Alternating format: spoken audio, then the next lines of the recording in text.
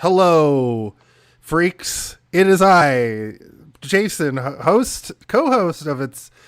I almost said It's Always Sunny in Philadelphia. Let me start that. That's what I thought you were going to say, too. That's so weird. In 5, 4, that's so strange.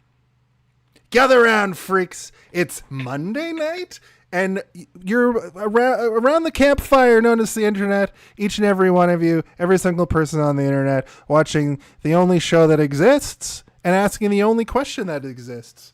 And that question, of course, is, hey, did you see this one?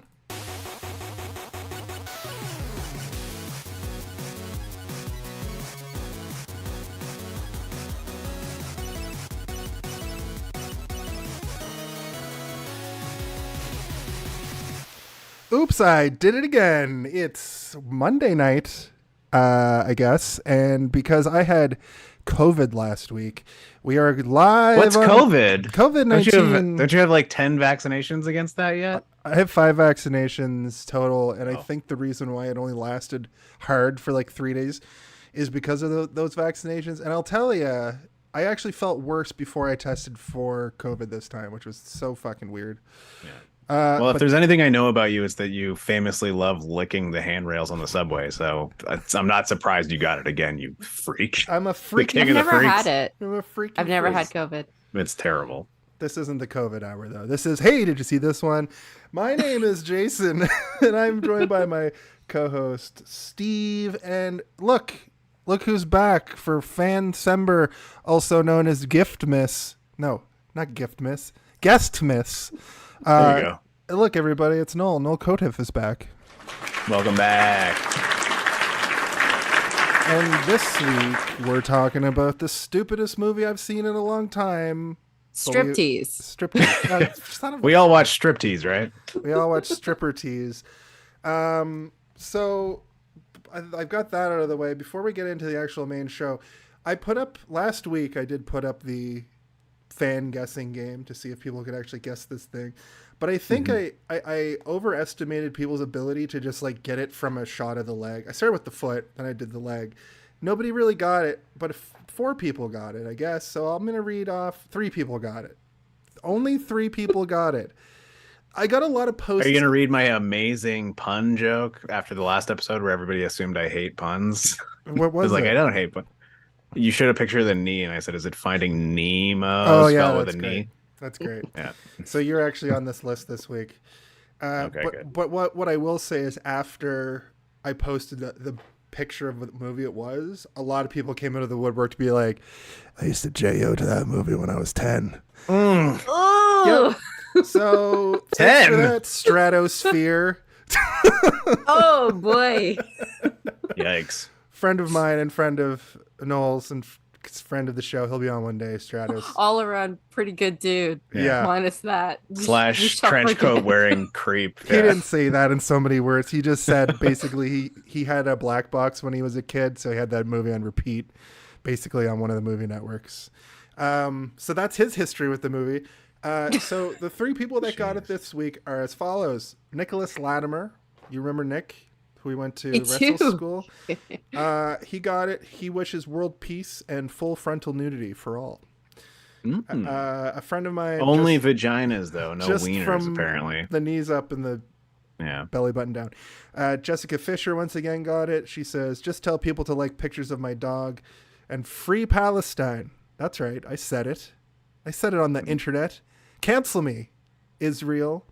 Oh my god, my phone just blew up. Jason, you've been canceled 18 times. Again? What? Again? No, but seriously, ceasefire.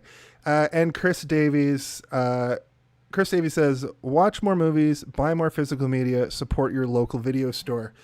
And I notice how he said singular video store, because I believe there's one left in the world, possibly 2. Do we have a sting? I support my local video I think store. you mentioned this last time you were on. Yeah. And I was jealous, but also I realized that I live close to you, so maybe I should also go to the same place. So it's not far. For some reason, Noel, I thought you lived like further away. The 3 of us need to watch our next movie at Steve's house, is what we're saying. Awesome. So that was the fan guessing game. Congratulations! You have successfully guessed the correct answer. which is the answer you provided. Congratulations!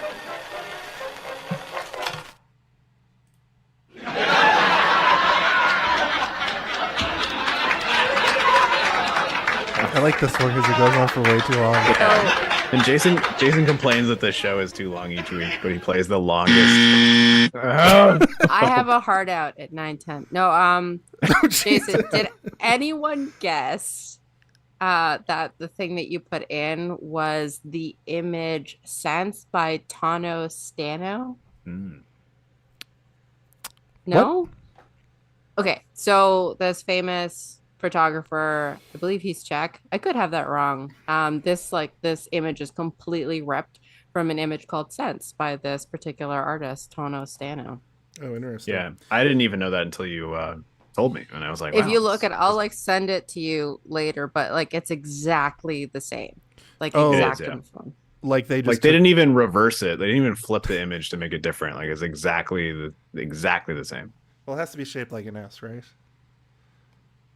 It does have to be shaped like an S. I didn't even consider that because I was too distracted by I guess it's called body. Sense as well. Here, I sent it to you on Insta. Nice.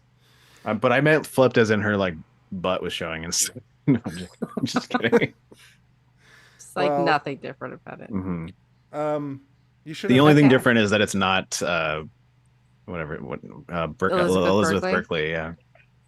You should have held on for a second because a brief history.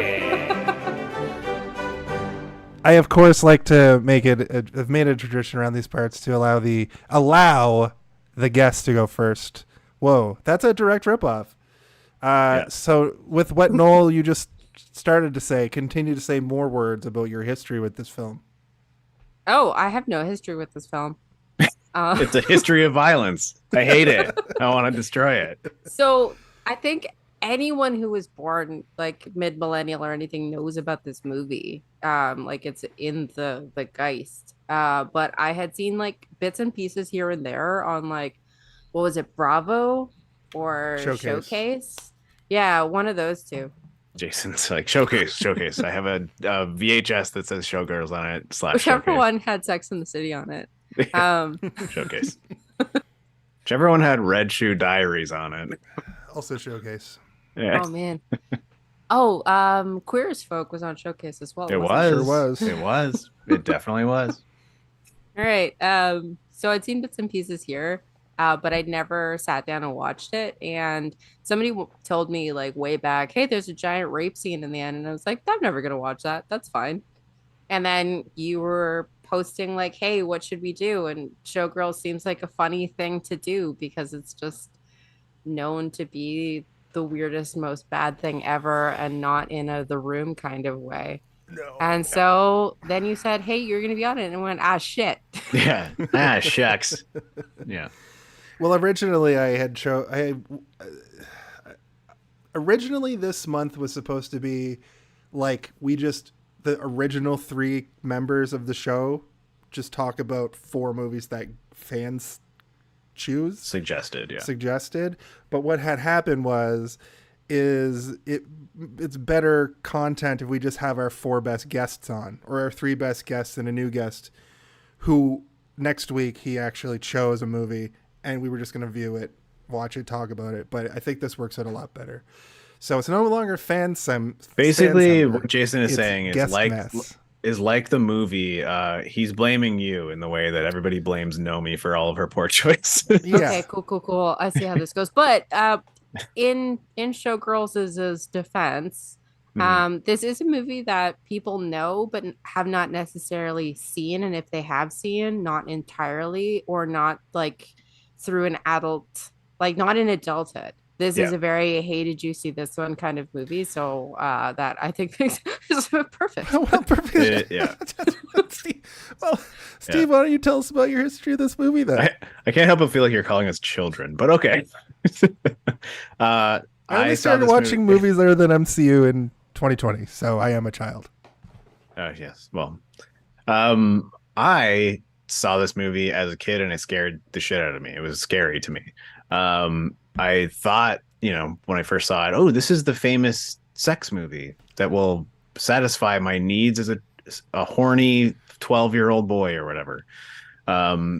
And when I started watching it, I realized like the sex in this movie is violent and disturbing and aggressive, and everything in between is also violent and disturbing and aggressive. Everything that anybody says in this movie is with this sort of pointed edge of, I'm gonna hurt you, or like, what are you, stupid? Like, that's like the whole movie is just people arguing constantly. So it was like it made me like at this heightened state of anxiety while I was watching it. So when the titillating scenes did appear, I was like, I don't even want to watch this anymore. But yeah, it was again a showcase scenario where it was on, and I knew that it was the famous movie that I shouldn't be watching, but I have a TV in my room and Showcase is on it, so I'm gonna do it. And yeah, I didn't like it then. I actually, through, as you were saying, no, like through an adult lens, after not revisiting it like every couple of years for my entire development as a human being, it does have a little bit of goodness to it, but there's a lot of bad. There's a lot of bad in there still. A lot of bad. A whole lot of bad. And I think we were having like a Instagram conversation while we were watching this movie, and like you said, this movie does kind of get good at one point, and I completely agree. And I was sort of invested until it just completely falls apart. I think like the way you could describe it is that the movie starts with her at like the rock bottom, and then it doesn't go up from there. Kind of like the rock bottom just changes forms. Like it's just like it's morphing into different forms of rock bottom the entire time. But yeah, my brief history is that I watched it once when I was a kid and it kind of freaked me out, and I never watched it again until we had to watch it for this podcast. So Jason, in your brief history of this, I'd rather not talk about it. On to the next. Yeah.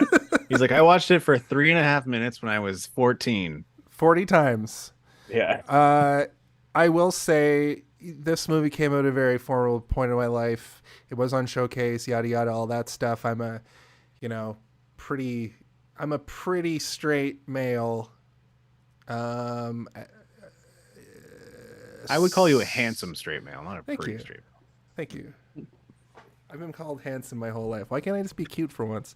Other than that nonsense, I can't really say that I've seen the movie all the way through. Yep, you guys just are like out of here. But there's the end third of this movie. Like, I definitely don't even remember. I'm sure I saw this movie like in my 20s, not in a weird like hormonal charged way. But I didn't remember that last thing with Molly. I didn't remember that. That was the most shocking shit. And then on top of that, the like doctor explaining to Nomi what happened was also just like horrifying. So it's really unfortunate that this movie was so sexualized. When like me and my friends would watch it on Showcase and be like, tee boobies, because it's actually the subject matter. I get what Paul Verhoeven was going for. Like, I get it. The execution and the era just sort of, it didn't allow for it to breathe, and it's not that good. It's the problem also. If it was done a little bit more tastefully, if it was done a little bit more, it's weird though, because like it is kind of good. Like, it is kind of good, but it's like the cinematography is excellent. Like the dance sequences are like, clearly they learned how to do the shit. And we'll talk about the cinematography. Also, the choreography of the dancing. Choreography is like great. I did a little bit of a deep dive. The person who did Striptease a year later after this movie came out, and also all the Austin Powers dance numbers. Come on. See? Good stuff. But what else? Well, I'll just kind of leave it at that. Like, I watched it when I was a kid, when I shouldn't have been watching it, and I watched it probably in my 20s and didn't really like grasp it. It was like on in the background at a party or something. So I'm excited to have watched Striptease. I think I want to go watch Striptease. Unless it was like a bunch of gay men. Like, I don't know. I perceive Striptease to be the better movie, but like Magic Mike is the best stripper movie of the three, right? Yeah, except you don't see his vagina in it. I've heard very good things about Hustlers. The Oh one yes, with J-Lo. Hustlers was good. Yes, I did see that. It was very good. But that's more about them, like, Moitering people. yeah. Moit it.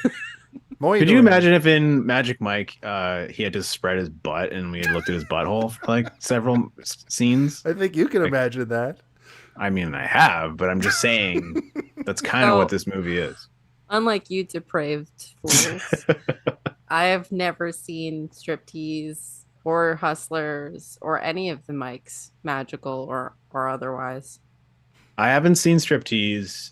I haven't seen Hustle, and I have seen the first Magic Mike, but I was just kind of like, okay, this isn't really for me. I feel like this is not for my male gaze, the specific male gaze that I have. It's for someone else's gaze. As far just at the end of our brief history here, I will say that this movie and Striptease do get mixed up in my head because they're very similar movies. And your mouth, because you've said it several times over the last few weeks of like, we're gonna watch Striptease. Yes. And I'm like, do you mean Showgirls? Showgirls. But the scene where Demi Moore walks out on stage and rips her shirt open, I thought happens in this, and I thought this movie also had actual like Rockefeller Showgirls, but it really just doesn't ever in the whole shit. It just goes right. Are you calling the Rockefeller the Rockettes Showgirls? Because they're not Showgirls, they're Rockettes. It's really different. But you know what I mean. The Showgirls that do the leg dance in Vegas that like are called kick lines. Kick lines. I think that like Indiana Jones in the and they're on Fremont Street in the fucking 1940s, and my brain is stuck there. Anyway, that has been our brief history. So moving along, we're going to go on to the next quick. This one's going to be a quick one, I think. So here's the director talk. All right. Quiet on set. Are we rolling? Okay, let's shoot this piece of shit. Sound. Speed. Action! So, from the director of the Hitchhiker TV series, RoboCop, Total Recall, Basic Instinct, Starship Troopers deleted scenes, comes I think that's Showgirls. Part of the other movie. But my point is like, I guess Basic Instinct is closer to this than it is an action movie. But Total Recall, Hitchhiker TV series, which was like a horror TV show. And he's also directed a lot of other things outside of the Hollywood machine. He actually hasn't come back. I think what's the last thing he made? I think Hollow Man before he sort of left Hollywood. RoboCop deleted scenes again in 2014. No, he directed Hollow Man. No, I know. Okay, I was making a joke. Okay, I wasn't sure because you didn't have your sarcasm voice on. And I need that, or I don't understand sarcasm. You gotta tune your guitar a little bit. Yeah. So I don't know. I am in a lot of ways like a typical meat man, where I just love Verhoeven's work in a lot. I love RoboCop and I love Total Recall. Starship Troopers is one of my favorite movies ever made, except like the fact that he essentially we're going to talk about this next week because that's what Arjun chose by chance. We weren't planning on 2 Verhoevens in 1 month, but it's happening actually 1 week, a couple days from now. It's Verhoeven week instead of John Carpenter. He became so sort of like disillusioned and like angry with the Hollywood studio system that he just started treating actors like props. Like he's just like, nah, I'm going to make my movie now and right here, and this is how it's going to go. Yeah. And so within Starship Troopers, you can tell that he's just using them as props. They're like Barbie dolls, and he even casts people that look like plastic people, like Denise Richards and Casper Van Dien, like literally look like a Barbie and Ken. And he's like, now what can I do with these Barbies and Kens? I'll send them to space and fight aliens. And this movie kind of has a little bit of that. Not a ton, but a little bit. When Nomi and the new girl are like doing their dance on stage, it's like he's just bashing 2 Barbies together, kind of. Also, Penny from Heaven, yeah. Pennies from Heaven. Pennies from Heaven. Yeah. I don't know if Jason, if you know about this, but there is like an unofficial sequel to this movie called Pennies from Heaven, and it's I think written, starring, and directed by that actor. Yes, right? it is. Yeah. Yeah. I've never seen it, and I think Hey, it's did you see like this one? crazy long. I don't think anybody's. I think it's like 140 minutes long or something wild like that too. She's the most uninteresting character in the whole movie, so naturally she has a. You said it's too long. I think it's like over 2.5 hours long, and I think we should watch it. Maybe we should watch it. Yeah.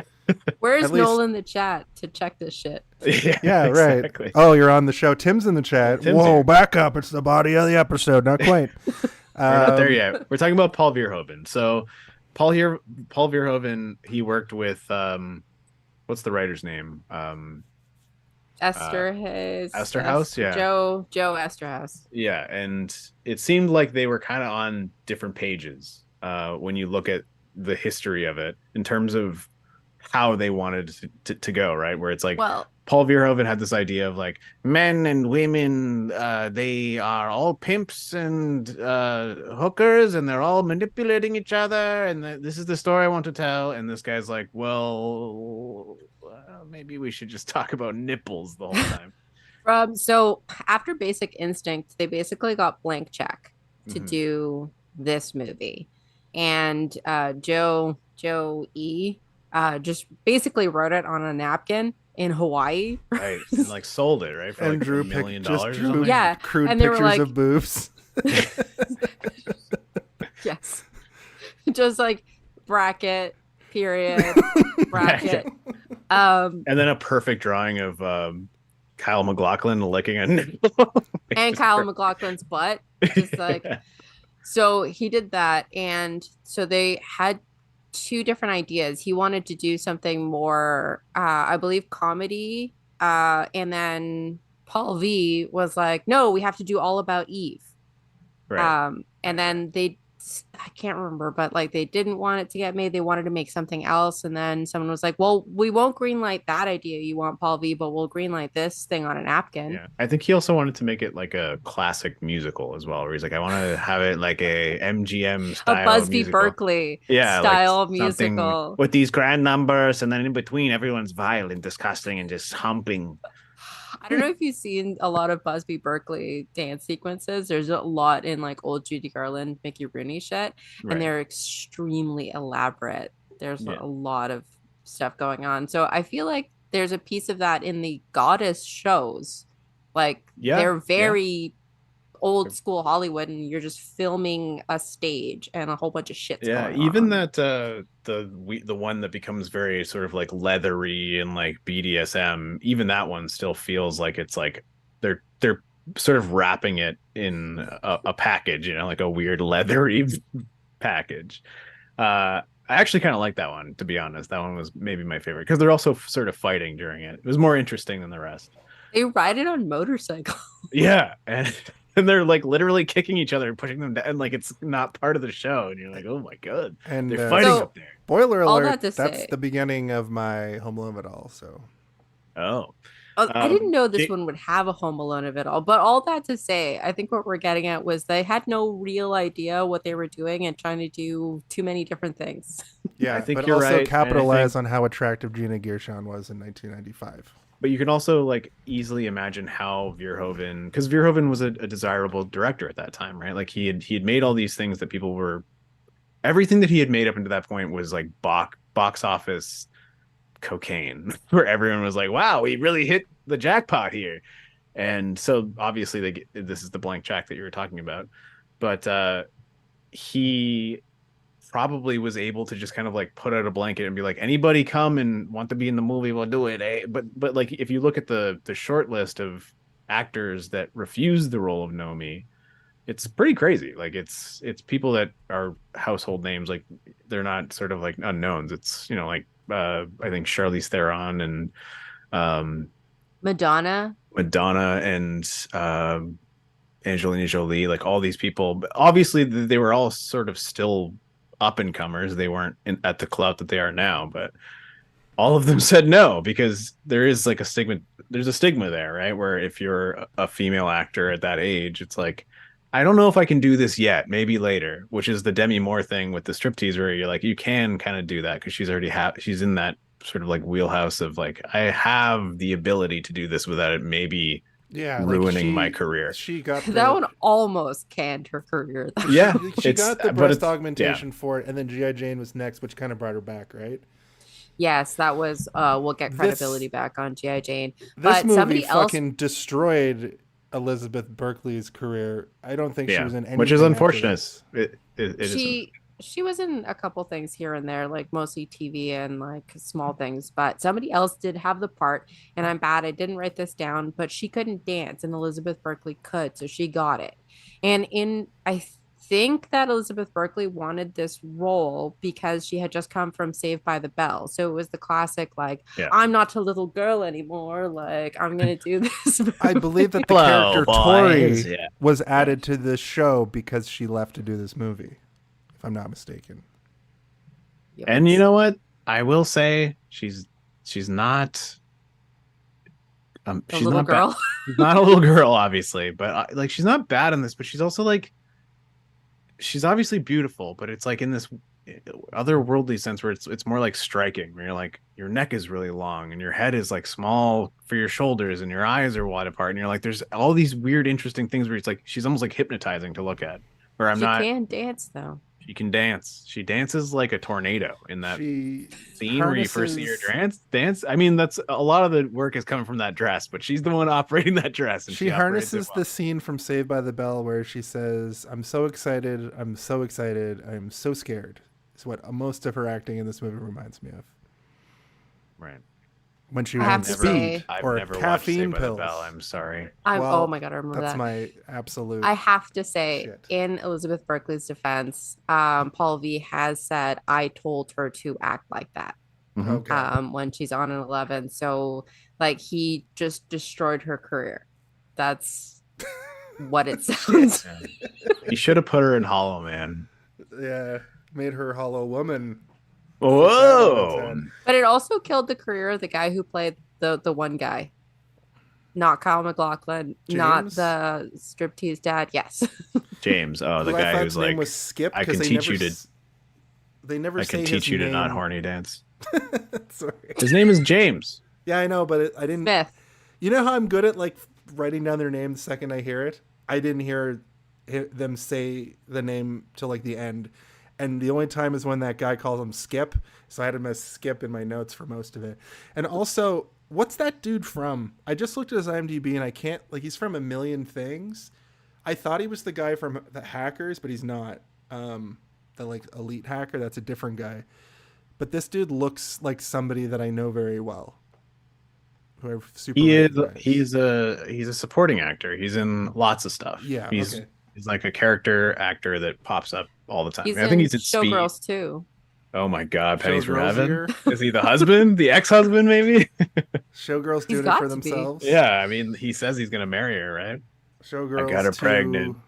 Electric Boogaloo. Okay, that's the history of Hypercube. Is that the other joke? Yeah. That's the history. Wait, before we move on from the history. So Paul V doing this movie, hold on.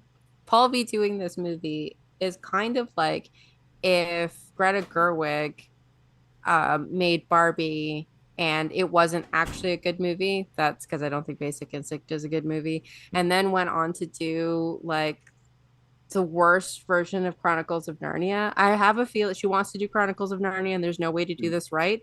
So I have a very sad feeling that Greta Gerwig is going to Paul V herself here. Oh no.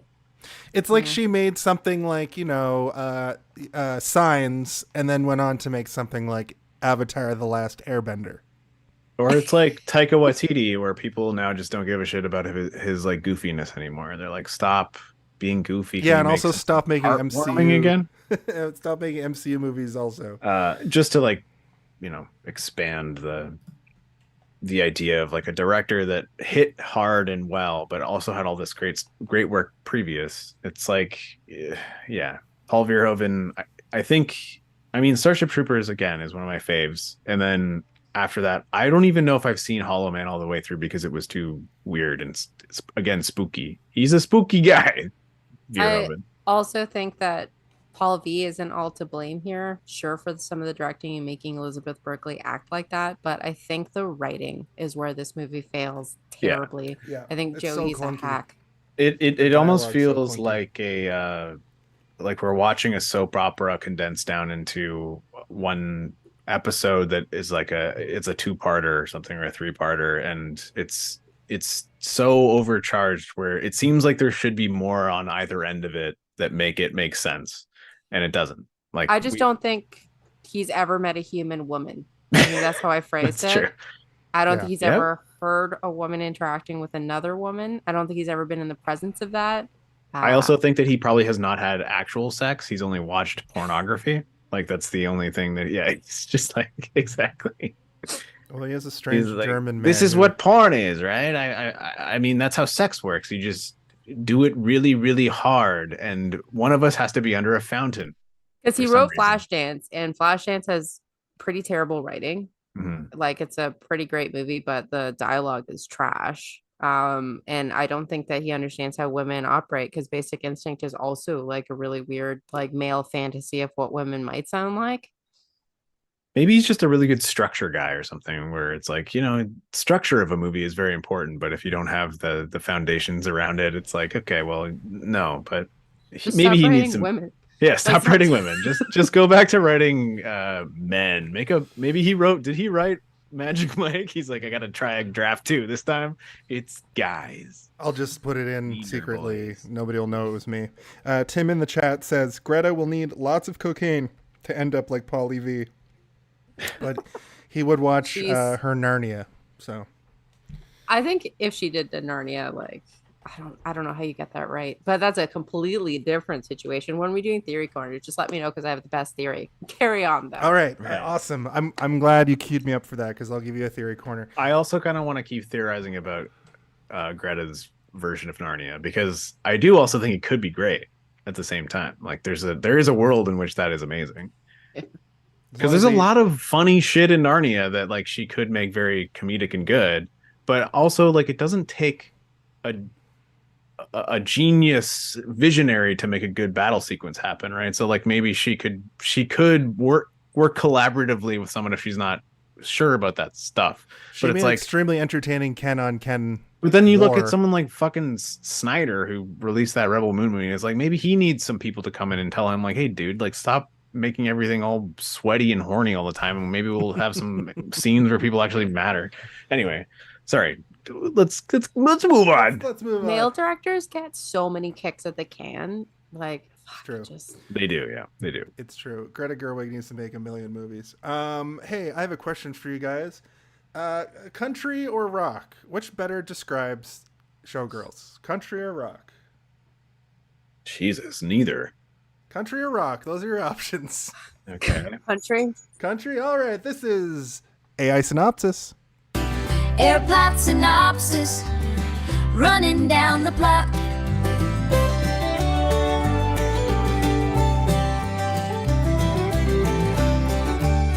I put 20 words into ChatGPT. I put a prompt into ChatGPT, 20 words to describe the synopsis of Showgirls, and this is I what thought it- about my answer during that, if you want to hear my answer. your answer. Oh, For country or rock. Sure. And I said neither, and I'm going to say funk, but the smell, not the actual music. Yeah, Oh, that's good. I could smell this movie even as an adult. Yeah. Well, you'll be happy to know that. let's be very cautious about shaming gynecological things. Oh, That's no, not no, what I no. was I'm gonna talk not about. talking about that. I Yeah. mean, like I'm talking about armpits and just the penis overall mostly. Fine. I'm gonna shame dick smell.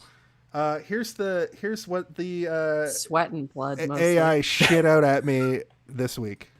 Showgirls 1995 follows Nomi Malo's rise in the Las Vegas entertainment scene, navigating seduction, rivalry, and betrayal in pursuit of stardom. Okay. It's funny to me. I think it's so stupid and fun.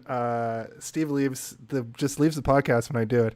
But with that, I believe that brings us to speaking of bodies banging up against one another. It's time for the body of the episode.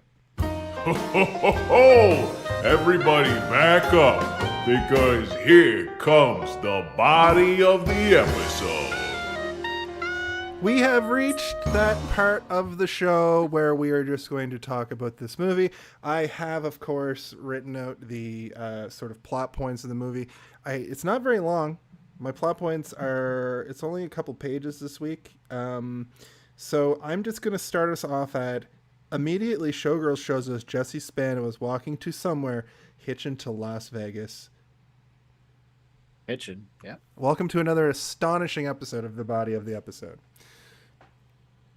Did you guys think that when you were watching her storm out of a diner, that would be the first time that you see her out of 100 times storm out of a room?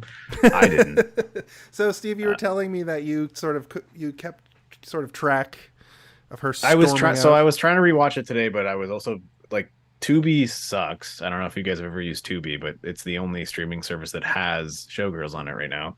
And I was trying to rewatch it again today, and I was like, okay, I'm gonna do a thing where I literally write down every time she storms out of the room, because it is kind of funny that she has that energy, and like it's almost like you could compare it to like a bipolar disorder where somebody is like fine. Whoa. Like, I'm just saying, I'm not saying that it is. But you could compare That's it not to. what that means. I mean, it's not what it means. All right, well, explain it to me if you'd like, because I feel like it's a lot, because there's nothing more sort of interesting to me than a flip of emotion and the ability to flip an emotion. So bipolar disorder is a flip of emotions, but usually for weeks and or months long flip of emotions. And you can ride this way or that way, but it's not considered bipolar disorder if you don't stay in mania or depression for longer than 2 weeks or more. Okay, thank you. Okay. I would say that it's because of spoilers. We'll find out later that she has a past, and that past is prostitution and crack abuse. And I think that she. Well, you find that out at the end of the movie, like the very, very end of the movie. Yeah, that's why I said spoilers. Sorry. But, so are we going to talk about what happens in the movie on a reaction podcast about what happens in the movie? Maybe. I was. You guys want to go back to talking about Paul Verhoeven for 25 minutes? If I was going to get for it's something, a Paul Verhoeven movie. I know. Sorry, go ahead. Going. So, if I was going to diagnose armchair psychology her, it would be borderline personality disorder is what I would give her. Okay. Yeah, she not only does she storm out of rooms a lot, but she like her reactions to things are so visceral. Like she's got this like bubble. She bubbles over so easily. Do you know what it reminds me of? Have you ever watched Cheer or RuPaul's Drag Race? Yes. No. Sorry, I had to think about it for a second. So you know how some of the characters, and I was thinking about this as I was watching it, because it drives you banana sandwich when these characters, like somebody will just say like, hey, can you pass me this? And they'll be like, what do you mean pass me? Yeah. That reality show rage. Yeah. But in like, there's particular reasons why it happens to particular characters on, or like contestants on RuPaul's Drag Race and whatnot. And it was so over the top in the movie, but then when you watch that reality TV show and see people react like that, it actually feels less put on. And I'm like, oh no, real people react like that, but they're on screen and doing that. So yeah, for what it's in my life that react this way. People who maybe gave birth to me. Just to be clear. I hate to talk shit about my family, but like during Thanksgiving dinner, my sister was telling a story that happened a million years ago, and then somebody in our family didn't like the story and was like, stop telling the story. And my sister was like, well, it's almost done. And then it went from 0 to 100 to screaming, stop telling the story. Is Nomi your mom? I think Nomi might have birthed me. A little bit of she doesn't storm out of the room though. She'll storm into a corner of the room and then turn around and then energy. give you the boomer. So she's had growth. Yeah, she's grown. Yeah, she's grown since her stripping days in Vegas, since the Cheetah Club. Oh boy. So after Nomi bursts onto the sorry, go ahead. Well, I mean, we're gonna skip over the fact that she gets picked up. She's hitchhiking, right? Like That's what I was We going to wanna- get to. That's what I was going to say. She Oh, gets okay. picked up by a weirdo with the world's tallest hair. That's what I was going to say. Garth Brooks. Is that what it is? I don't know who this guy was, but at first I thought it was somehow Josh Homme from Queens of the Stone Age. Somehow, No, but he's like a relatively well-known actor. I think, what's isn't the he? character's name? Because I don't think I ever got it. I'm looking at the IMDb here. In Is the it- chat? Anyone in the chat? Can you is throw it that up Dewey for us? Weaver? Noel in the chat. Are you there? Noel, can you Shit. sign on and Noel's tell not us? in the chat this week. We need guy in the chair. Oh wait. Yeah. I assume it's either Greg Travis or Dewey Weber. I think his name is just Jeff, maybe. I don't fucking care. Listen, she gets picked up weirdo. He's gonna do something gross, so she fucking pulls a knife out. He's gonna hit on her, and then as soon as he starts to hit in a wrong direction, she pulls out a knife, which I think we can all appreciate to a certain degree. Did you notice? But I also think that this is back to Mr. House's kind of like, if I make her badass at the beginning, then she'll be badass throughout the entire movie. And I don't really have to worry about continuously developing her as a character, because this is what her character is right out of the gate, which sucks and like is hurtful to me as a film watcher, because of like, she's not really developing that much throughout the movie. She's developing something, but it's not the thing that I kind of wanted her to develop from this moment until the very end, where she becomes I think this vindictive, dark version of herself. I think everybody exhibits the most ridiculous, erratic behavior in this movie, because he's like, I'm gonna pull over if you don't put your knife away, and he just swerves in front of a truck. Like Well, I think so. When we were watching it, you said, Noel, every moment in this movie is like the most intense version of anything that could happen, and like I was like, that's true. And then I thought back to this moment where he's like like veering all over. I'm like, yeah, that's true. Like right at the beginning of the movie, it's just like them veering around in traffic, almost causing like 10 car accidents just because they're having a conversation in a car. Yet causing none. Yeah, none actually happened. Yeah. true. I didn't expect her to pull out the knife, because when I first found this movie, I thought it would be more of a like shy small town girl goes into the world of Vegas and then like but she starts out like I didn't realize that she started out so broken and nothing changes, like what you were saying. So I was like, oh shit, she's got a knife. Yeah. All right, Yeah, all right, there's- all right. that's There part isn't of- really like there's no indication that she is broken at the beginning, other than the fact that she's hitchhiking, which I guess indicates that she has nothing, right? Like that's the easiest way, except the knife. I did remember from watching this. I know that I saw this movie at some point, because I did remember what it's revealed later when they do the background check on her. But she is a pretty good actor, and the movie's set up in a pretty good way where I believed that she was just some country bumpkin kind of person who's just, I'm gonna go out and try to be a dancer. But then slowly you realize that there's something up with her because of the way that she storms out of rooms and flips out over like some pretty small stuff sometimes. This time though, I think that she was right to like put a knife up to this guy who's like, why don't you sit a little closer, honey? I wouldn't go for the knife first though. Like that's the everything's at an 11, right? Like there's no Yeah. between like I hate Garth Brooks and then like fuck you. He's like, I also hate Garth Brooks. I'm sorry. He goes also to an 11 of hating Garth Brooks. He's All like, right. I agree. He's the I agree. worst. Fuck. We'll listen to some Hank Williams. But I do like that this movie gets right to it. It's there's a case to be made that the Home Alone of it all is like the next scene on, because she gets I to think Vegas. that every single scene in this movie as it starts is the Home Alone of it all. That's that's what it is. Jeff reveals he has an uncle who's the manager of a hotel. This is where I wrote, how is this guy's hair so tall? He gives her $10. She wins a jackpot immediately, which is, of course she does, because the most insane thing has to happen immediately. Then she loses it all immediately. Well, because of silver dollars, like a prospector comes up behind her and she's like, "Oh, congratulations! Would you like silver dollars?" She blows it immediately. Then she loses it. And then some sleazebag is like, hey, you want to come with me? Sooner or later, you're going to have to sell it. Oof. That's what I wrote for that. And then Jeff just bounces. hold on. I did Jeff want was to just say gone. like, so like she's going to Vegas to become a dancer, right? Is it something that we can think that like if somebody wants to become famous as a dancer, are they going to go to Vegas or are they going to go to like somewhere else? Is Vegas the place that you go to become famous as a dancer? You know, would somebody's dream be hitched on Vegas or would it be like hitched on LA I think if you're a or European somewhere? person and all you knew about America was you go to Hollywood to become an actor and you go to Vegas It to would be become Hollywood. a famous dancer. But even in America, people would think that. That's People would true. go to.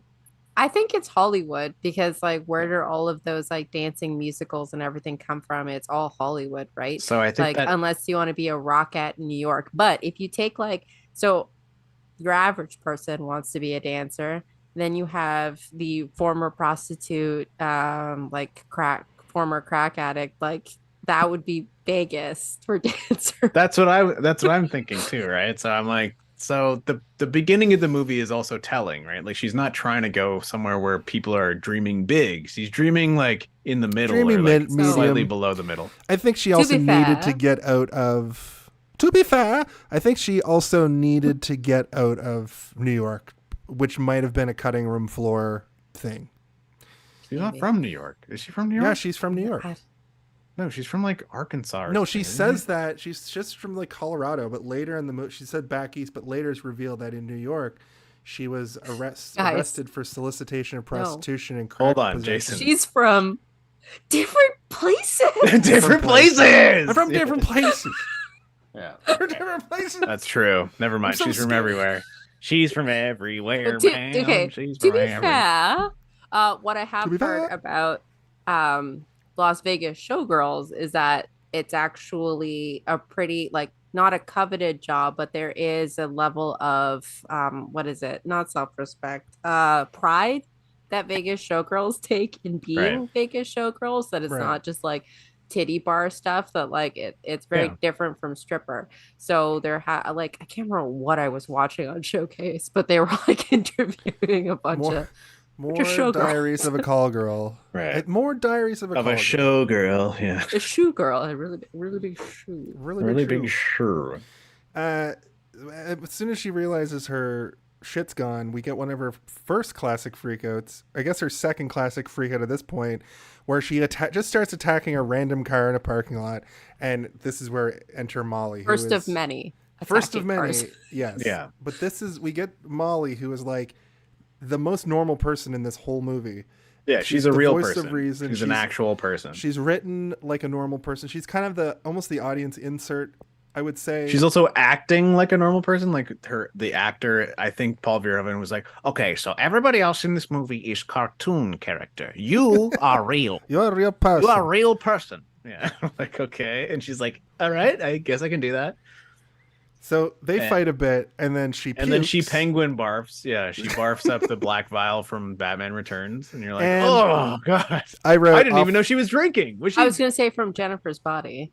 Yeah, Oh, okay. that would be a good movie for this show as well.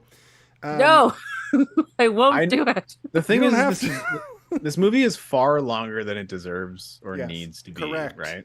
Are we in the first 5 minutes still? We are Yes. still in the first 5 minutes. But that's I why just I'm trying wanted to say get that, through like, this.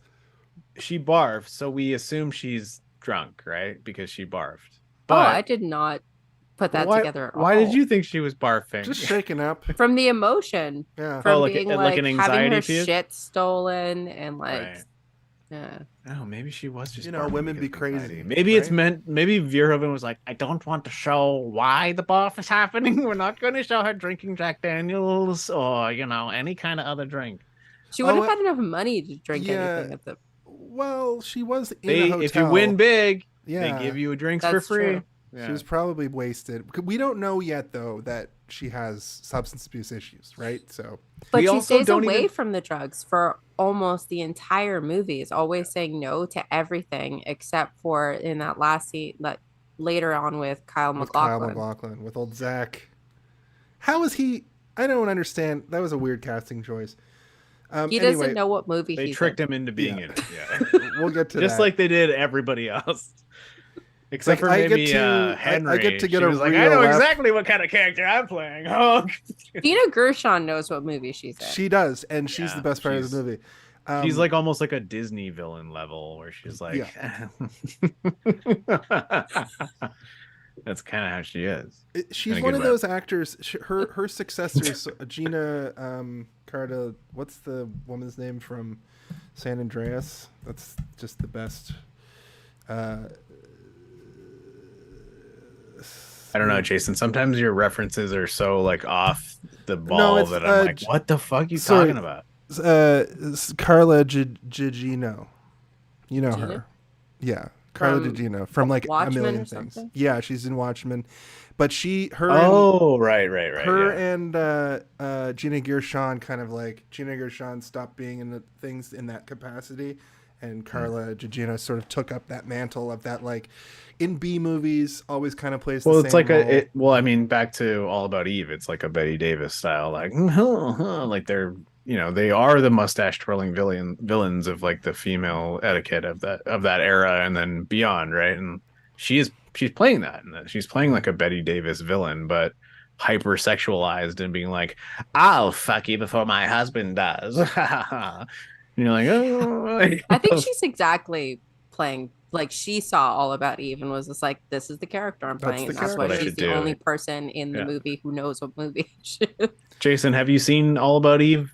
This is not a test. This is just me asking. No, I haven't. It's a test. No, it's almost exactly this movie, except there's a lot less. Is it vaginal grinding on stuff? Is it from like the 60s or something? Like, is it like an old movie? I think it's from the late 60s. Time? Yeah. Okay, it's old. Because I want to watch Sunset Strip, which is like a 50s movie, and that is another movie I'd like to check out. I haven't seen it in a billion years, so I don't know. Noel, if you have All About Eve is 1950. 1950. Okay. So it's the rubric for all of these kinds of movies. Black Swan would be under this rubric as well, where you have the aging lead, the young lady who's like, I can take over, and then the young lady eventually pushes the older one down the stairs and then takes over. Yeah, absolutely. And It that literally happens in this everything. But yeah, I Someone saw gets like pushed down the stairs in All About Eve, to be fair. But I've got a question for you. Sorry, I didn't mean she literally. Gets sick, and then I meant like literally the story of like a younger woman. But isn't in that All About Eve? Isn't there also like a reluctant romance between her spouse and the younger person as well?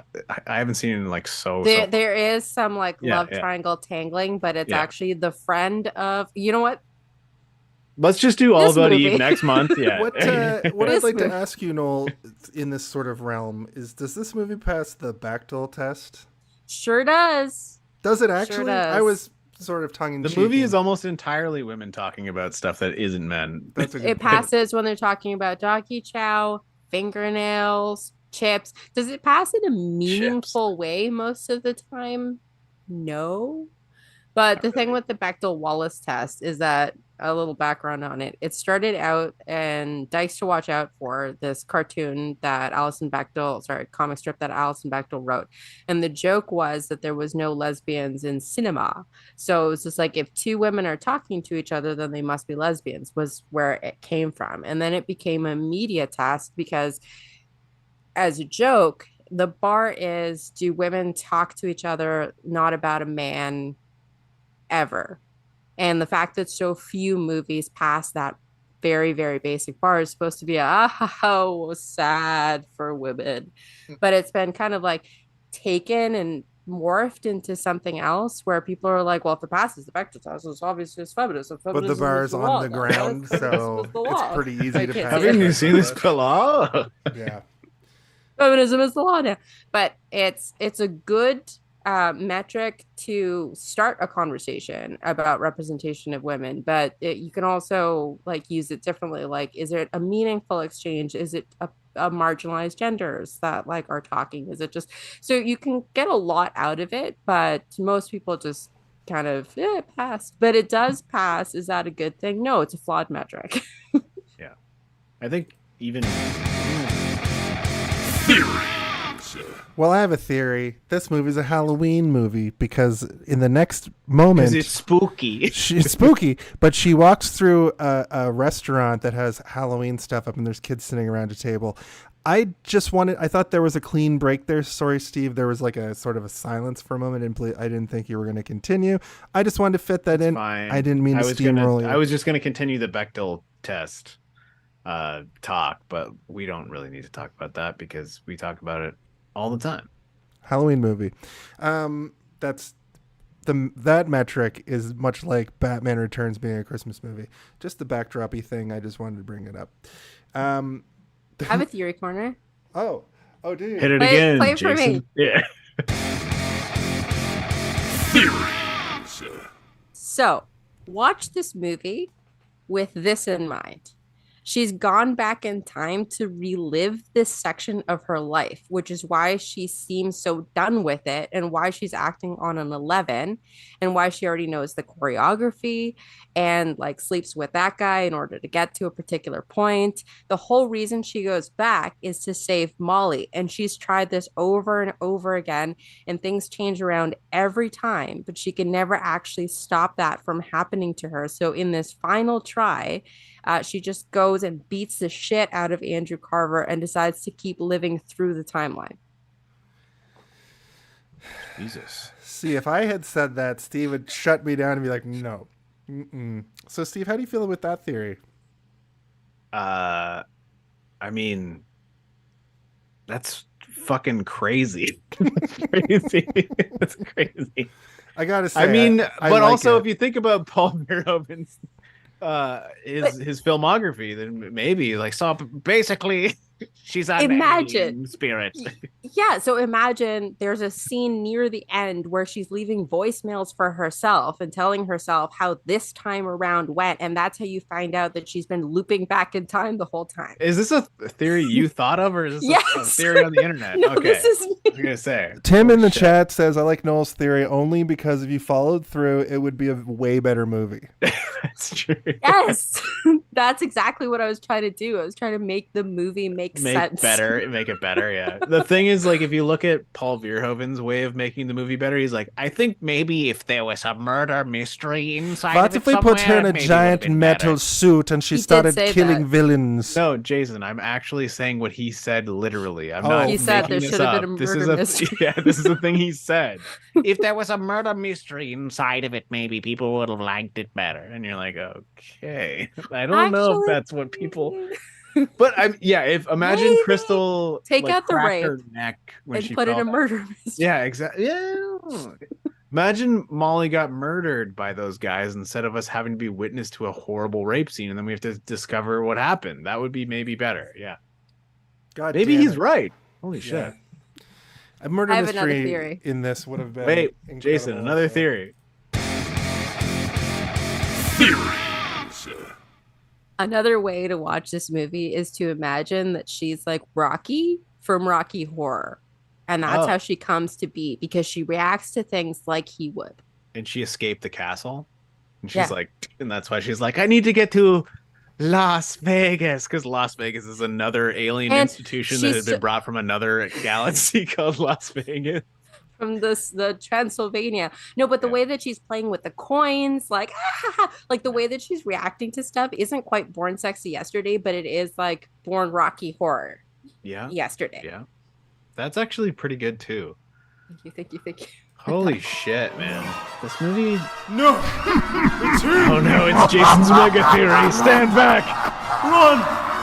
He's got his theories! They're all so terrible! I don't know why you made this 30 seconds long. I have a heart out at 9. Do you actually have a heart out in 8 minutes? Because we haven't even started to talk about the movie. No, that's the joke. That's the joke. My mega theory for this week is that she's Mega theory. from the future and she's reliving this whole experience in order to save Molly at the end. That's my theory that I've come up with on my That's own. what I said. Nope. Did I And just- Almost, that is pretty close to what you just said. Yeah. And I came up with that theory just now, and it's my theory. Oh, Moving no. on. I feel like I just got You just got man. patriarchy. You just got Yeah. patriarchied. Speaking of the patriarchy, That's the sound effect for patriarchy. the All About Eve formula is a symptom of patriarchy because it's women fighting for one seat at the table. Yeah. Women versus women. Not Men great. love watching women be shitty to each other, especially old women.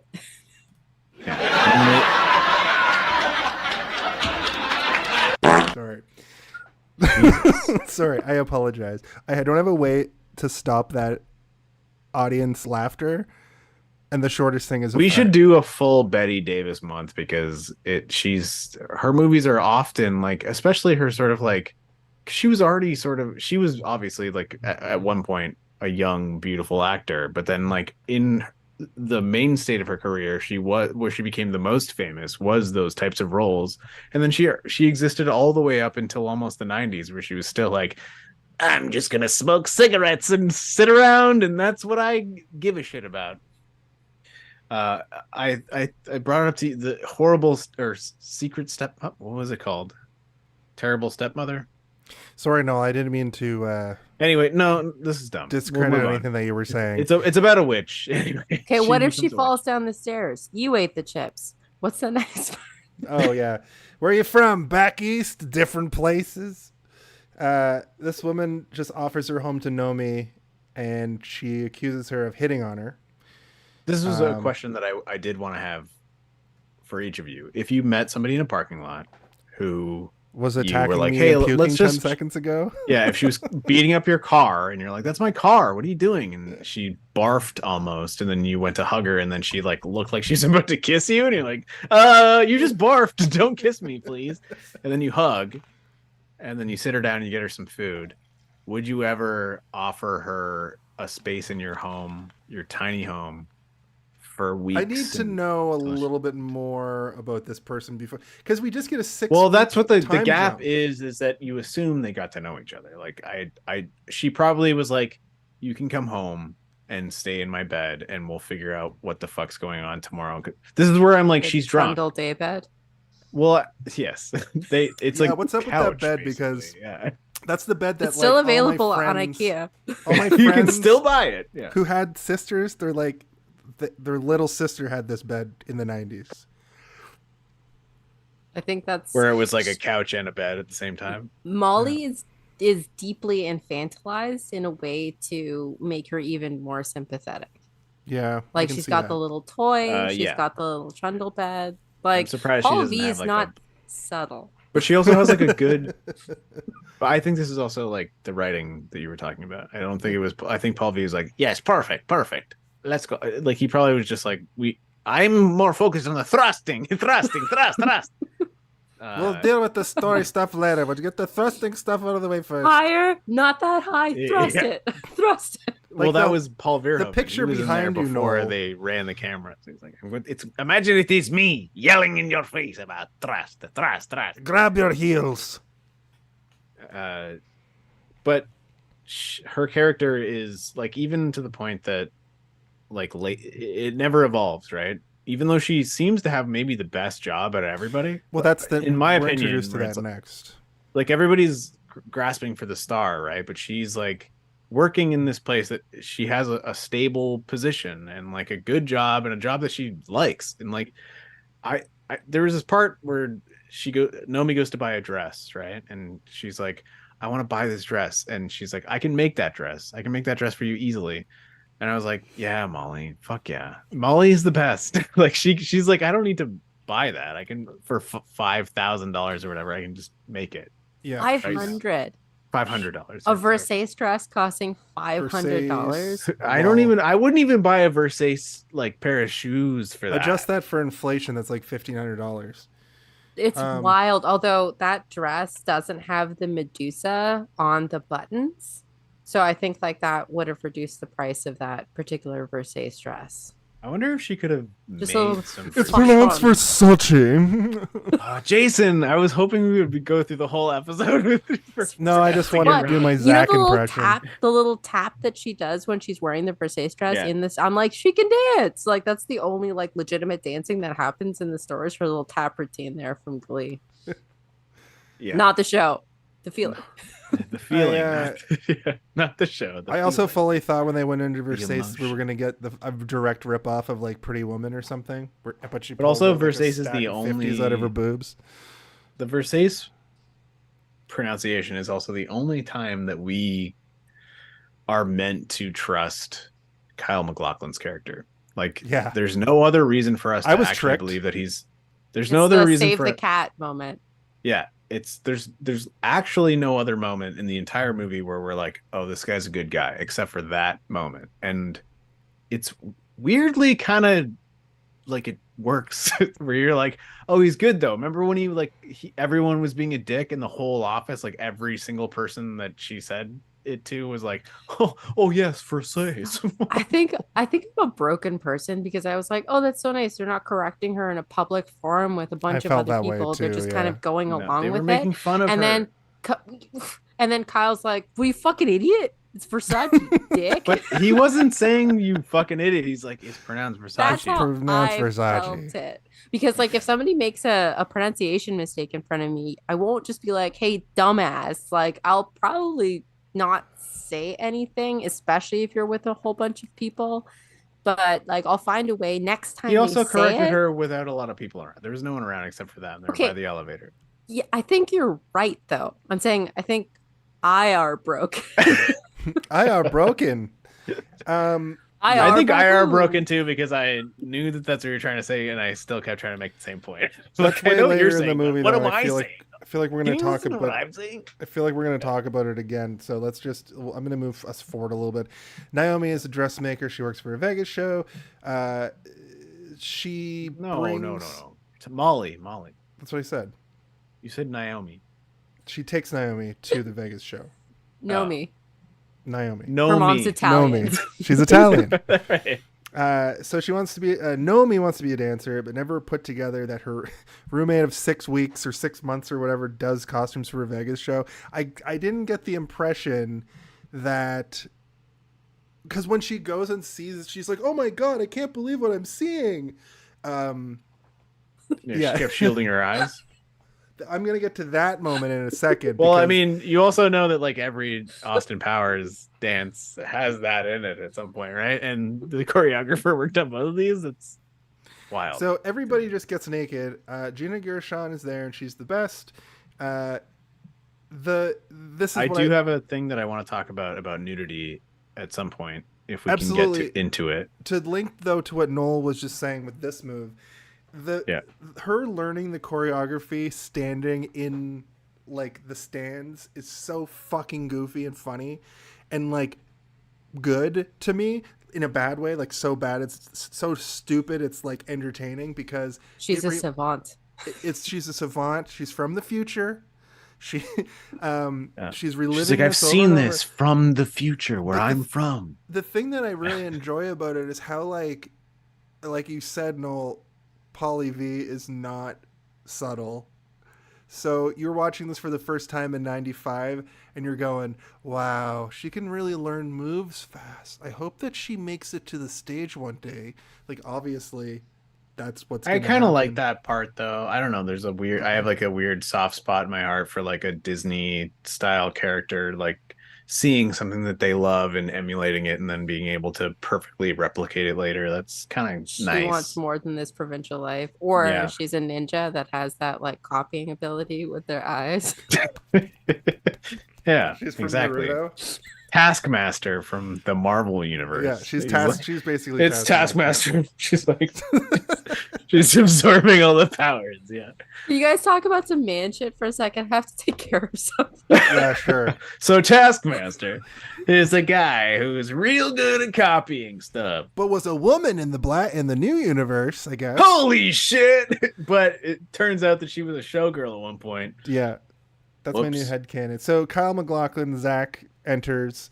Also the redhead, only gay man in sitcoms for like the whole 90s character. Yeah, and still now to this day, he's just like he He's comes still in with his working, cane. He's showing like, "I'm still gay, and I'm still so gay that it's funny." His name, of course, is Patrick Bristow. He plays Marty Jacobson in this movie. Patrick Bristow, I just want to give a shout out because, like I said, he's been in 105 things, a lot of sitcoms. Well, from name the your 90s. most favorite thing he's in. Let's see. Just go. No. Don't, without looking at the list. I have one in my head that I already know. Without look, I didn't even look at a list. Can you look at a list? I can look at no list, and I know my one favorite one. I had to be reminded. I think I know him best for. If you had to be reminded, then let me go first. Yeah, go ahead. Seinfeld, when Seinfeld sits down to him and he's he's with his friends, and then Seinfeld comes up and sits down, and then everyone leaves except for the two of them, and they're having drinks, and then he's like, "Do you want to have another drink?" And then Seinfeld's like, "Yeah, sure, let's have another drink." And then another man comes up and is like, "Oh, I didn't know you were back in town. Do you want to maybe have dinner on Friday?" And then Jerry Seinfeld is like, "Excuse me, how do you know that I'm not with him?" Which is like, it's a very good, like, weird straight man view of things, which I liked. That's mine. I think I knew him best from Ellen. I watched Ellen when I was a kid. What are we talking about? I always forget that we're like a couple years apart, and that bubble really kind of like it hurts it sometimes. It's the same TV, thing especially with me not seeing Transformer. Like a lot of people that are 1 or 2 years older than me, their whole shit was He-Man and Transformers, and my whole shit was Ghostbusters and Ninja Turtles. We're talking about the guy in your background there. How he was in like so many things in the 90s. My favorite character? Yeah. And I was saying, like, what's your favorite thing that he was in? Or not your favorite thing, but a thing that comes to mind that you think of. I've never seen this man in my life. Oh, he's in so much stuff. It's crazy. I was like, your face is familiar, but I don't know. Mine was a Seinfeld and Jason's was an Ellen. Didn't watch Ellen. She came out on Seinfeld TV. It was my crazy. last option. It blew everybody's hair back. They're like, a woman as a lesbian? Impossible. A woman as a lesbian? Don't they know they should cast men as lesbians? Gina is revealed to be the character known as Cristal Connors, which I think is a great name. Nomi and sounds like an Molly, X-Men character. or a porn Why is star. it not Cristal? Yeah. Or I Connor agree. Cristal would be the man version. She's of named for the drink, right? it. Also, Cristal Which is... would be If it was Cristal. Cristal as a last name would be way more classier than the first name. You're right. Connor Cristal is a way better name, Jason. You're right. Crystal Connor, yeah, that's a real Verhoeven. Like, nah, Cristal Connors. Let's go. So Nomi, Molly takes Nomi into Crystal's room to talk. And they talk, I guess. I don't remember what my notes mean here. I have, she became a stripper at the Cheetah. That's not dancing. I think that's Cristal being like, you're a stripper. No, she says, I don't know what you're doing there, but it's not dancing. Or no, Right. she says, I don't know if you're good at it, but it's not dancing. Yeah. That's what she says. Nomi dances too. I like the cheetah. That's believe Yeah. what the audience. This And then is she where said she compliments her nails, and then she goes, "You don't know shit." Yeah, exactly. She And I fucking wrote runs that out. line down. And this is where I realized that I wrote, Nomi always flies off the handle. I hope that doesn't come back to haunt her. Every single time she's in a room with anyone. And then Nomi and Molly go dancing, and they don't dance as much as they mosh. It was the style of dancing that I noticed. Nomi Well, she's doing the Austin Powers thing we've seen. Her dress has a bunch of tassels that when she spins, they fly out like it's a fucking Mortal Kombat finishing move. And you're like, okay, she is dancing like she's gonna kill somebody. Thrashing. Thrashing and Thrashing. moshing and Thrashing is a flashing. good word, yeah. So then one of the bouncers notices this happening, James. It's not really clear that he's a bouncer, except for if we notice that all of the dudes standing around have the same shirt on, but he just goes in and just like starts like trying But to it's dance. also Yes, like it he's the starts on some bouncer. like, kind of like semi-handsome white guy. and he goes, "Wow, she can really dance." And then he like turns and the camera pans to James, and he's like, boom, boom, boom. And he goes up, and like, you know, that's when he starts to try and dance with her. Right. Which, you know, he's like a dance instructor. We're not sure about what he does yet. He's kind of like, "You're good, but you're not very good," or whatever. So he does is insult her the whole time. Yeah, the whole movie.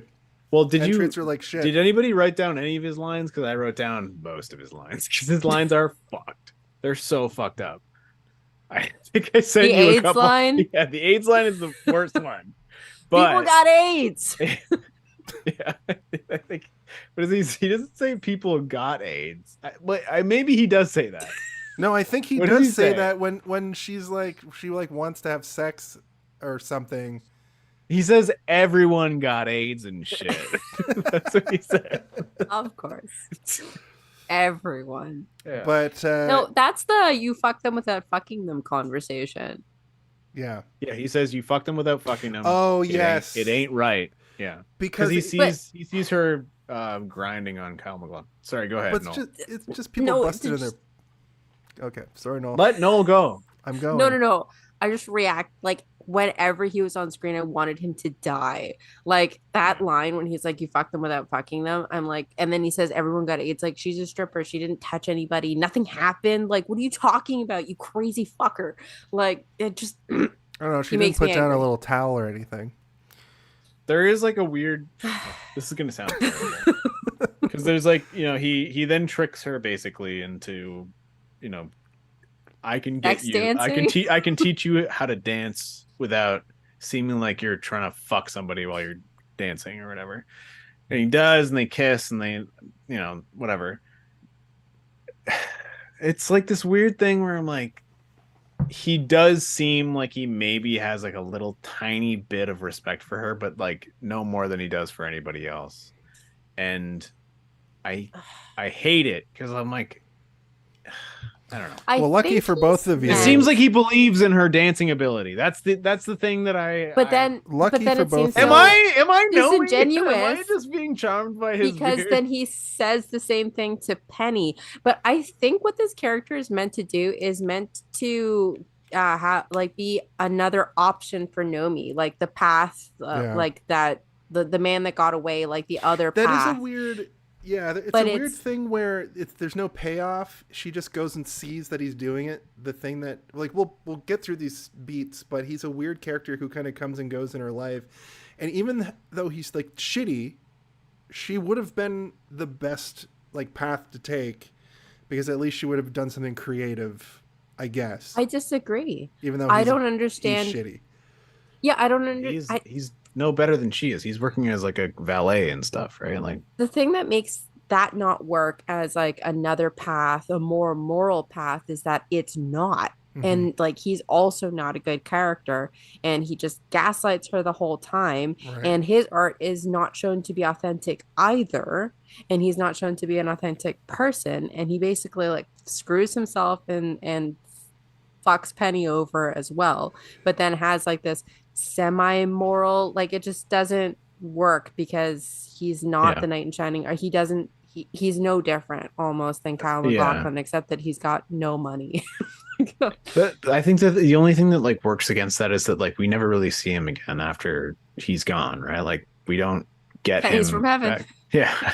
We gotta watch Pennies from Heaven, guys, to really figure out what happened. 7 hours of Pennies from Heaven. Imagine we specifically watched it just to figure out what happened to James. That would be the worst thing. I want to know what happens to James and Penny's relationship. Yeah. Also, Pennies from Heaven, I looked it up. It's Pennies 'S. Like, she owns the pennies that are coming from heaven. She owns the from heaven. Luckily for both of you, though, she punches James right in the dick. And then a massive brawl breaks out. And then when she's leaving, she seems so pleased with herself. The best and line in the movie. And then she gets thrown in jail. Boom. Yeah. And then we get the best line in the movie, which is like, he pays her bail for some reason. I don't know what could the bail be? Probably nothing. He probably just had to sign her out because like when you go into the drunk tank, there's no charge. You just have to have somebody come get you out. Sometimes you don't even need a person to get you out. You just have to get put in there. You do have to pay a fine, but yeah. Yeah, we're not in Vegas though, Jason. Yeah, but I mean, I assume you still get a ticket for drunk and disorderly. Nah, I didn't. You didn't. I definitely had to pay that $90 or whatever. That's true. I'm I wouldn't know. I'm perfect. Why, you've never been in the drunk tank, Noel? I haven't. Yeah, that tracks. uh You're like, I was in the gym pushing weight while you were out on the streets getting thrown in the tank. I'm probably at a tea party and watching Pride and Prejudice the Getting BBC version for the tanked. 7th time. So I had a funny thing to say, but it's gone out of my brain now. Let's move on. Let's go back to the They have some of the dumbest back and forth dialogue during this part. you Just ate the them chips? Just yelling Oh at each wait, other. this is the best part is that someone bailed you out. Who? And I don't know, some guy. It's the guy I kicked him in his dick. He must have fucking liked it or whatever. Like that's pretty good. Yeah. Pretty good. We go over to the Cheetah Club now because after we getting bailed out, she has to go to work. So during my deep dive of research, the Cheetah Club is a real bar. It's not In every city? It seems like it would be a very common name. No, it's a real bar. They filmed at a place called the Cheetah Bar, and they didn't do anything to it except they added a physical like body comedian in Henrietta/Henry, and then they also Jason's gone. I need a straight man for this next question. Okay. All right, Jason. I mean, Ready? You're straighter Hit than I me. am. Are there strip clubs like this? Like with comedy acts and like ladies kissing and touching each other on the poles? So I've been Or is to this like strip cooked clubs from a perv's head? exactly twice, and both times it was like woman on stage, she gets off stage, does a lap dance. I think that in Vegas though, there are places where there are women dancing together on stage. The comedy thing though, if I know my strip clubs based off The Simpsons, is back in the olden days. Okay, well then we don't need to ask you. No, but no. But this is real. Back Oh, in the fuck. olden days of strip clubs, there would be that's where stand-up comedy was birthed, right? I don't know if Lynn Tucci comes out with her misshapen breasts and starts. They're not misshapen. They're Starts- just squeezed Aren't into those a thing. for real breasts? Those are her real breasts. I know. Okay, right, but I don't think that she comes Jason out. said a rude thing, and now he regrets it. Oh shit! I just did got say a rude message. You've been canceled. So For the 19th time tonight. 18 times for free Palestine, once for body shaming. Let's see your breasts, Jason. How about that? boom, boom, boom, boom, boom. Yeah, But in the olden days of strip clubs, stand-up comedy came from there before it became like a mainstream thing. So I think they were harkening back to those days with that element of it.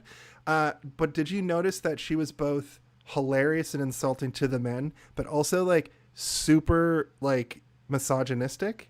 Did you notice her making like really misogynistic jokes? I thought that was a weird play. It also felt like she was like a mechanism of the bar. Like she was almost like a construct created by this phlegm mouse acne scarred man being like, I need to create a perfect madam to have all my True. strippers. It did A feel very sentient madam-y. projection of evil Yeah. from the strip. Where she's like, don't worry about it, ladies. Boing! And her like boobs pop out and everyone's like, look, I'm So- doing it. You can Well, do it it's the- too. I couldn't Sorry, figure it's that a- mechanism out. Anyway, yeah, go ahead. Sorry, it's a very classic women comedian at that era of like the extremely self-deprecating and trying to ingratiate yourself with the male perspective by figured, yeah. adhering as closely to it as possible. That's what I read from it. And also Joey has no idea how a woman thinks. Yeah. So he's just like, this joke makes sense, right? That's also like at the end of every sort of conversation we can have, if we can't come to some sort of like logical conclusion, the idea is that this guy just doesn't understand anything. He doesn't know how to fucking write what the hell's going on here. But like, I agree. Like, she seems like an interesting character that maybe should have been way more interesting than she was. But she seems almost like fucking TikTok from the Return to Oz, where she's like, "Okay, I'm here to just be robot boobs," and like, I did like when she came back later. But it did almost feel like I was watching like a fairy tale at that point. Like when Joey Meatface and Henrietta Automatic Boobs showed up, they're like, "Well, we're proud of you for getting to where you wanted to be, and if you ever want to come back, too fucking bad." And then she Tim in the chat, she's like, "Just kidding, you can come back whenever you want." Tim in the chat says it's a nigh vaudevillian thing of having multi acts, including burlesque and stripping, along with comedy, which is somewhat maintained in Vegas. But this is first-hand knowledge, and that's basically what I'm saying too. It's like it reminds me of having a stand-up comedian come out, tell some blue jokes, and then da da da da da da da, and strip.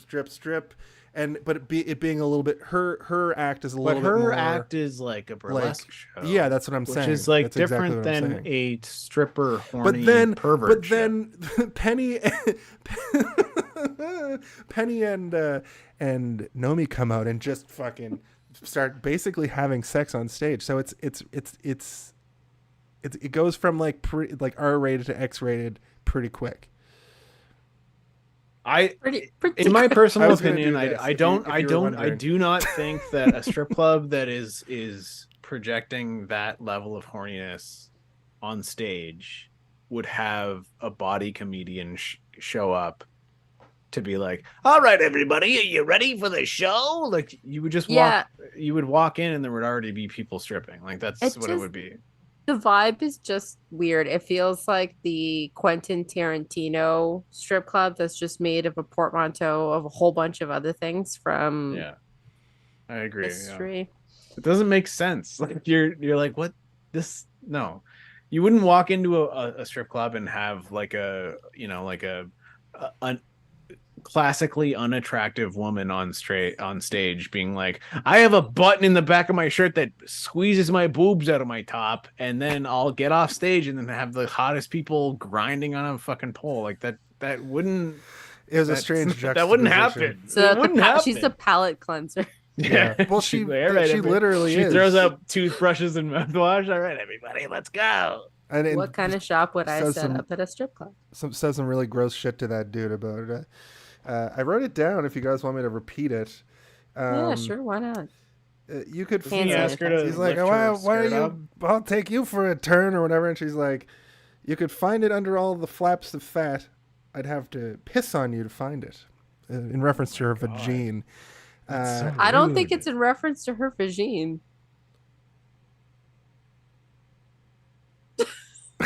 Jason has to figure it out on his own. So, about the strip club scenes, about the nudity, I found it to be mostly grotesque and not hot. And it reminded me of when I was playing Vice City when I was younger, GTA Vice City. And in order to own the strip club, you had to watch like 1 hour of pixelated lady dancing. Yeah. And there was nothing that you could do. You had to just sit there and watch pixelated lady dancing. That's what it felt like to be subjected to, the nudity in this movie. Yeah. Yeah. Yeah, because there's like an achievement or something, right? Yes. Yeah, you own the strip club. Then you can get revenue. That's the achievement. You own it now. And all you have to do is watch. Revenue. Yeah. You have to watch Bless you. cone tits. Do the little dance revolution at the nightclub to fucking. So I don't know. I had like a different problem with it, I think. It's like, I did want to talk about the nudity in this movie, and like, have you guys ever been to a nude beach? Either of you? No. One time with the full clothing on, and I even had like pantyhose underneath my shorts, and someone was like, "You're at a nude beach," and I'm like, "I don't like the sun." Yeah, that's fine. I didn't mean like, were you naked at the nude beach? I just mean, have you been to one? But I also have not been naked at a nude beach, but I have been to a nude beach. Noel's actually a never nude, so. A never Noel is I have. a Noel Vernude. Boom. Mhm. She's crying. They're crying. But one of the things, I'm not done, Jason. I Sorry. made my point. You're gonna interrupt me already before I even make my point. Good Lord. When you go to a nude beach and you're there for like more than 5 minutes, the nudity just kind of like disappears, and you're no longer at a nude beach. You're just at a beach and everyone's naked around you. And if you were at any point turned on by the nudity, it's gone. And that's how I feel about this movie. It's like being at a nude beach. It's interesting that you said that, because I had a similar experience watching this where I was like, am I going to feel weird feelings watching it? And I'm watching it going, ew, the whole time as an adult, you know? Well, the other thing that I should say is that like you're not really turned on by nudity until nudity starts to like get aggressive with each other and like horny or whatever. And like the horniness in this movie is so aggressive that I'm like, and it doesn't really have a ramp up. It just kind of like gets to it almost immediately. So I don't know, man. I think this movie is like the least horny movie that has the most horny scenes I've ever seen in my life. So if you subtract all of the naked, all of the sex, nudity, no, I will include all of the nudity. No. I'm telling but you, I'm asking like the group every a question. Okay, but let me just finish the scenes where they're all dancing. The dance scenes on stage where there's nudity everywhere. It's unsexualized to me. It just feels like a weird art dance or whatever performance. Goddess.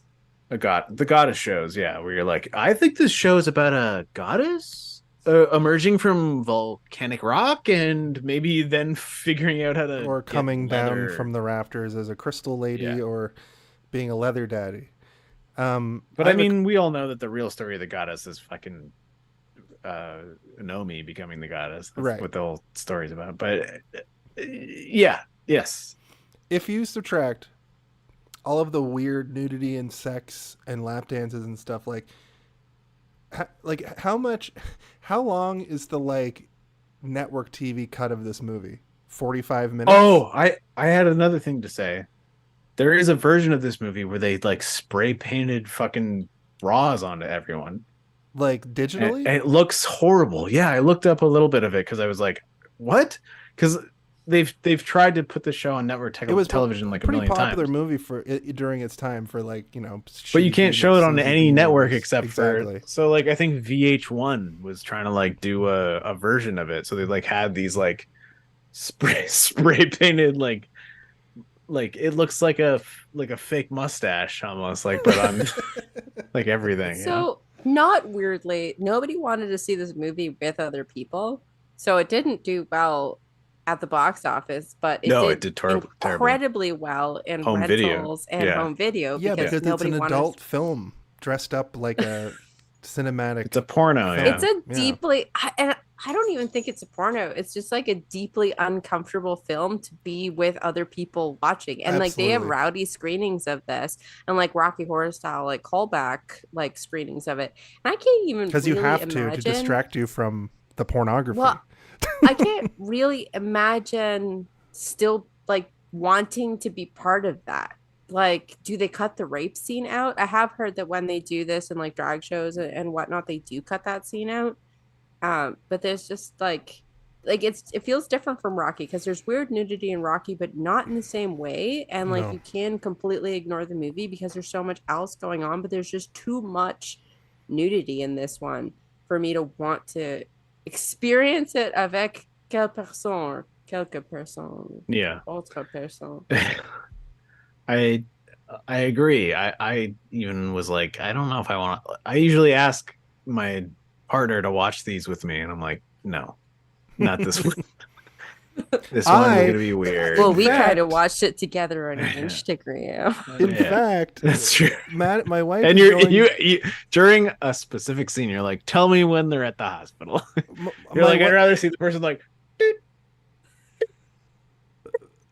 Last night, last night my wife was going through my movies to pick out something to watch, and she lingered on Showgirls with the mouse for a second, and I noticed her do that. And I was like, I have to watch it for the show. And she's like, I know, I saw on Instagram. And I was like, then why did you like linger on it for a second? Like I was hiding a secret.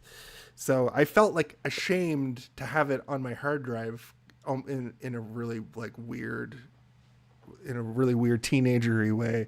It's like I was saying to Noel during the week that like it reminds me of Jason those... doesn't show his porn to his wife, I think, is the issue here. Jason, you gotta show all your porn. I don't watch to porn. No, he's lying. So there's this network called Cinemax, and in the 90s they used to show basically this movie, but like, you know, shitty like C, D, E level productions, like Diaries of a Call Girl. It was one of those, and they called it Skinemax, and that's what this movie reminds me of. It's like if a Skinemax movie was made by Hollywood, where it's just like, you know, look at this woman, she goes to Hollywood to hit it big and finds the dregs and the lowlifes, even though she ends up on top for the most part. There's like a 10-minute window of this. If you just stop the movie there, like if you stop this movie when they get to the party, then it's happy ending. Well, I mean, takes a real dip. This movie is not supposed to end with a happy ending, No. but I do also think that they could have stopped it before that scene as well, and it could have still had an unhappy ending. Yeah. It's supposed to be a cautionary tale, right? Like that's what Paul V is doing.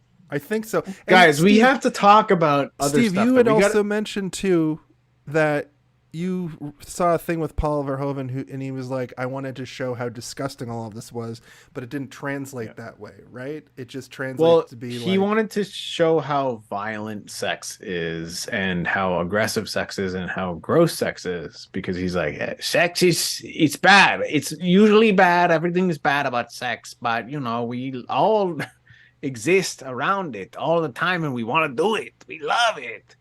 But he did want to like show a sexy movie, but he wanted to make all the sex gross. And if that was his goal in this movie, then yeah, the sex is all gross. Every single sexy moment in this, like even the titillating moments where you're kind of like, oh, this is kind of horny. You're like, oh, but then like 2 seconds later, you're like, holy no. But there are moments in this movie True.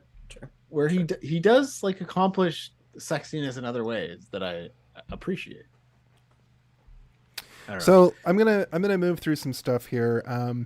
We got a scene where the boss man of the Cheetah Club explains lap dances, and he says make them bust, but if they take it out, get them kicked out.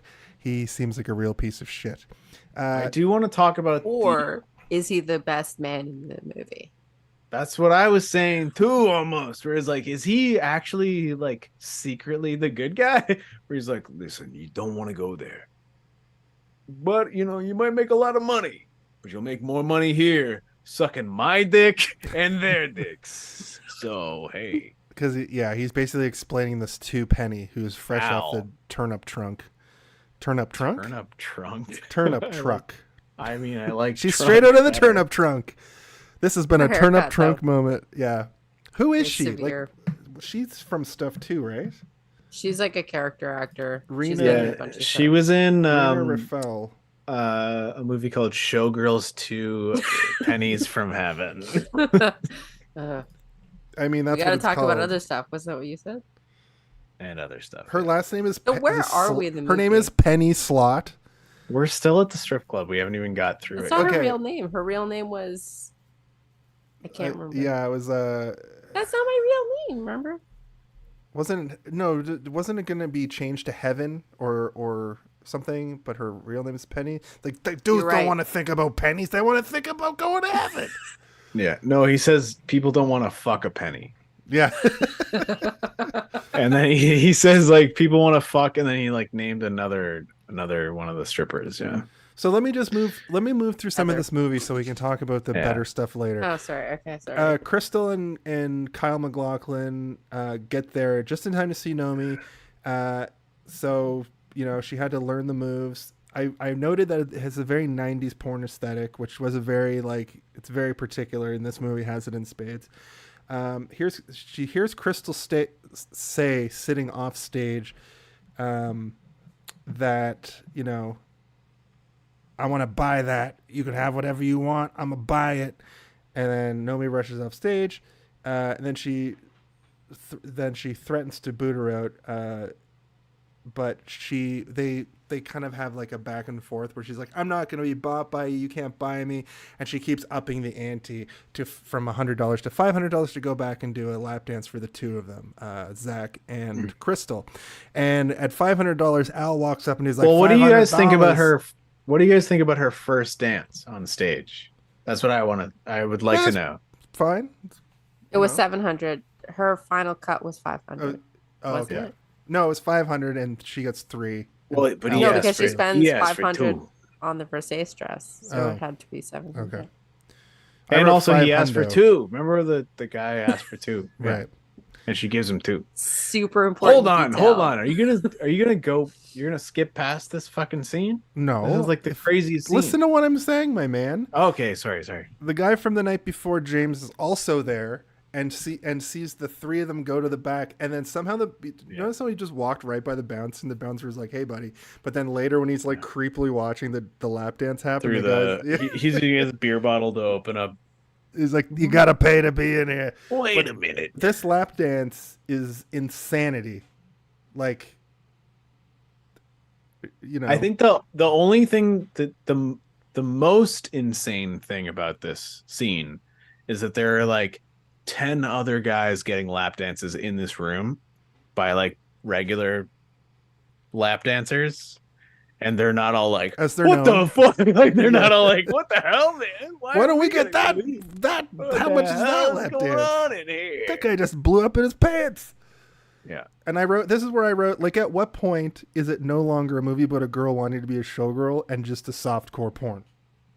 Well, I think that this sequence is also like the most telling for Cristal, right? Yeah. She's vicariously living through her fucking like dildo boyfriend. It also felt very evil, like to like make them do that to each other. As fun as it was in that moment, they're all but she's also she wants to fuck Nomi. She's sitting there being like, I want to fuck you, but I'm not allowed to, so I'm gonna like let my boyfriend, who is just a plastic dick, fuck you during this lap dance. And she's essentially dancing with her, and it's like this, it's pretty intense. I don't know. It's just it's well shot. I mean, it's a intense moment. It's not just well shot. It's like I'm agreeing with you. It's good. Like the movie is telling a good story here, where she's like slowly removing all of her clothes. She's fucking Kyle MacLachlan, but also Cristal is sitting there and being like, I did this, and I'm doing this not for you, but maybe for me, but also maybe for you. And then throughout the rest of the movie, she kind of like holds that against her. And like the one thing that I'm unsure of is, did she go there specifically? Did she take Kyle MacLachlan there specifically because she wanted to see her dance? Because she heard that she dances there, obviously. So yes. Yeah. But like, I think it was a bunch of I know it's yes, but like warfare but shit. like, I think she's into psychological warfare and was in Nomi's place at one point, and now she can control every variable and wants to just fuck with people. But her ultimate goal, you know, clearly she wants to like get with Nomi, and obviously Zack is an idiot, you know. So I think that's a valid theory. It's a common trope, the predatory bisexual. Yeah. So that just feels like Joey being like, she's gay and she's a lady. But does it work for you, I guess, is the question I should have asked. Does it work for anyone here? It worked for me in so much that it like when we talk about it, yeah, it works. But in the moment, I'm like, this is fucked. Sorry, no, go ahead. I don't know. I think the only compelling part of the story is the Cristal Nomi. Yeah, I think so too. And like by the end, you're kind of like, oh, I forgot that you're bad because she literally says like, listen, I also fucking hit somebody in the leg with a hard branch one time in the parking lot to get the where I am now too. And you're like, okay, but does she want to fuck her, or does she just want to fuck her because she knows that she's her? Like she's looking at a younger version of herself, basically, right? Like she's seeing herself. Yeah. She's like probably 30 and Nomi's probably 20 in those weird 90s, 80s, 90s years where everybody looked way older than they were. But you know, the whole story arc of Gina Gershon in this movie is that she's an aging showgirl who needs, like, they keep talking about her understudy, which probably wasn't a thing they were talking about up until recently. Like, soon this lady's gonna run out of steam. We have to have somebody, but nobody's been able to fit the bill. And the one person that they had to fit the bill was like unhinged and was always flying off the handle of people, and had that instigator who was always instigating her, which is a subplot we'll get to here in a little bit. I just want to move to the next part if you guys are good on the lap dance. No, I'm not. I want to talk Okay. so much more about the lap dance. He came in his pants. That's crazy. I mentioned that already. Oh, sorry. He blew his nut. I said Zack. She fully Well, makes I him did want to talk explode. about haggling for a lap dance. Has anyone ever had to haggle for a lap dance? I don't No. know. Like in the world, or me or Noel. You. I've never had to haggle for a lap dance. No. Okay. Noel? I'm trying to think of like a logical way that. No, I feel like there are set amounts. Wouldn't there be set It's amounts? like $20 a song. That's in what I my would think too, experience. right? It's like there's 20 for a dance, there's 20 for a double dance, there's probably like 100 for like It's like a $100. sucky. You get to take $150. You go back to the little room. But Chris Yeah. Rock once said, "No sex in the champagne room," and I believe everybody adheres to that. I would imagine. I think so far as the haggling goes, it would be more trying, like if you're a dancer, you're just trying to upsell the person, right? Yeah. Like any other Mhm. business. You want a lemon poppy seed loaf? I along do with that remember tall when coffee? I was 19, when I first was able to legally visit one of these places. Should we all just go to a strip club? There's a And we'll figure it out. We'll be like, Extracurricular. this is for research. And like the stripper comes up and like, hello, we can do. And we're like, no, it's $40. research. Have you ever haggled? Write down your, yeah. $30. $25. I went and like, I didn't want to go because I was not into it. And I got brought and I was there and I was sitting there and like all these older guys that I was friends with, they were like 5 years older than me. And they were like, being like, all right, Steve, we paid for you. And I was like, no, I don't want to go. And then all these like, strippers were coming up being like, well, we're going to take you in and, it's fine. And I was like, no. And they kept upping the price because of my aggression. So like, I couldn't, like, I can't understand what it meant. Does this mean? Tim has an answer to your question about Okay. haggling. Tim says haggling for a lap dance is a sign that if I did that, I would have to confront myself in the mirror and start making some changes in my life. And doing haggle downs, you're like, what is my What am I wait, worth? hold on. They were haggling because it wasn't something that was optional. Yeah, no. Nomi wasn't would an probably option. did dances, like normal dances for $100 or whatever. But she's like, it's not allowed to have somebody watching. So Yeah, then I she's And thought just, also like, adding because money it's and you, add- because it's you, Cristal. You've been fucking with me since I got here. I Yeah, don't want I to. thought You she can't was- buy me. You can't buy me was the whole part. yeah, of, I think part of I it. think Nomi was making it up. Like she was like, that's against the rules here. I mean, no, I think it would make sense if it was part of the rules. Why No, though? The whole Why thing would it comes be against the from rules? her hearing There Zack are- and Cristal talking in perv row, being like, "You want that? I'll buy that for you." And her hearing that and being like, "I don't. You don't follow me to my job and then talk loudly about how you're going to buy me." I think was the whole point. No, you're bang on about that, but I do think there's a no single just ladies rule to some strip clubs. Oh, okay. Maybe because they don't want it to like fuck with the You're not guy's gonna make. We're brains not or gonna make something? money off you. So fucking leave. All right. I If you just don't know thought how it to would be like, behave. Only men know how to behave in these. It's true. They fucking ladies are too titty handler friendly. I thought it would be like, Actually, maybe. yeah, maybe they're just like too okay with grabbing tits.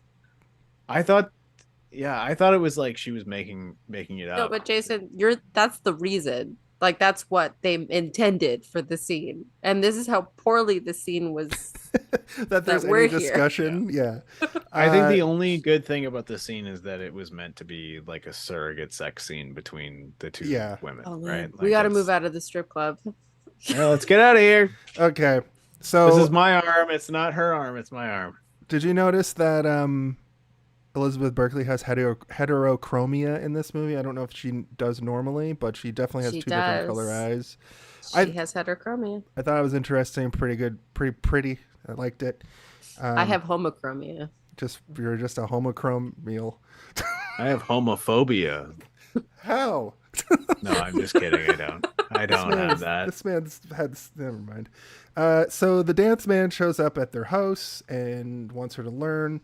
And I guess she's like, nah, go away. The dance man, of course, is James. And then they go shopping. Molly passed her test and they go shopping. What does that mean? I can't remember what the test was. Test. Anyway, I think James shows up and is like, let's go. And she's like, nah. And Molly's like, good job. And then they Maybe go the test was when shopping. she buys her own dress and they do like the like No, because the that's- next scene is them going to buy the Versace dress, Yeah. and it's revealed. It's pronounced Versace, Jason. Sorry, Jesus Christ. I'm get such it a right. dumb bumpkin off the turnip trunk. You country blumpkin. That's where you give somebody a blowjob in I did an see- outhouse. Country. I did On a tractor. once have somebody pronounce Loewe low. So it does happen in real life. Yeah. And I That's was true. like, Versace. Versace is fine. So Yeah. it's You're like, revealed this is that okay. it's revealed that after they buy the Versace dress, Molly's like, "I'll just make that for you." She's like, "No, I want to go spend my stripper money on this expensive piece of crap fabric." That's an editorial from me. But it's revealed that Andrew Carver, the famous singer, who looks like just some weird lounge singer with long hair, is coming to town, and Molly loves him. Molly loves him. And now just back to some stripping, I guess. That we just go back to the Sheeta Club. The manager guy shows up. Phil, I think his name is. His name's Al.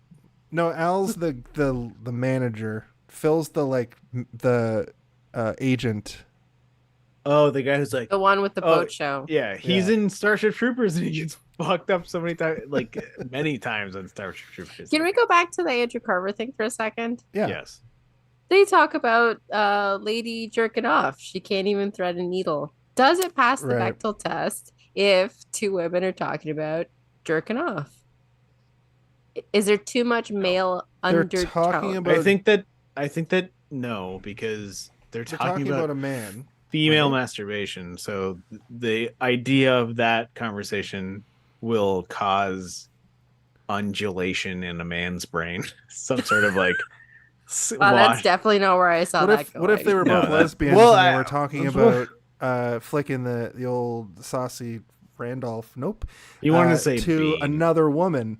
I didn't want to say it. I thought I could get somewhere comedically, and I said sloppy Randolph or something. I regret this. Let's go back to the Okay. plot.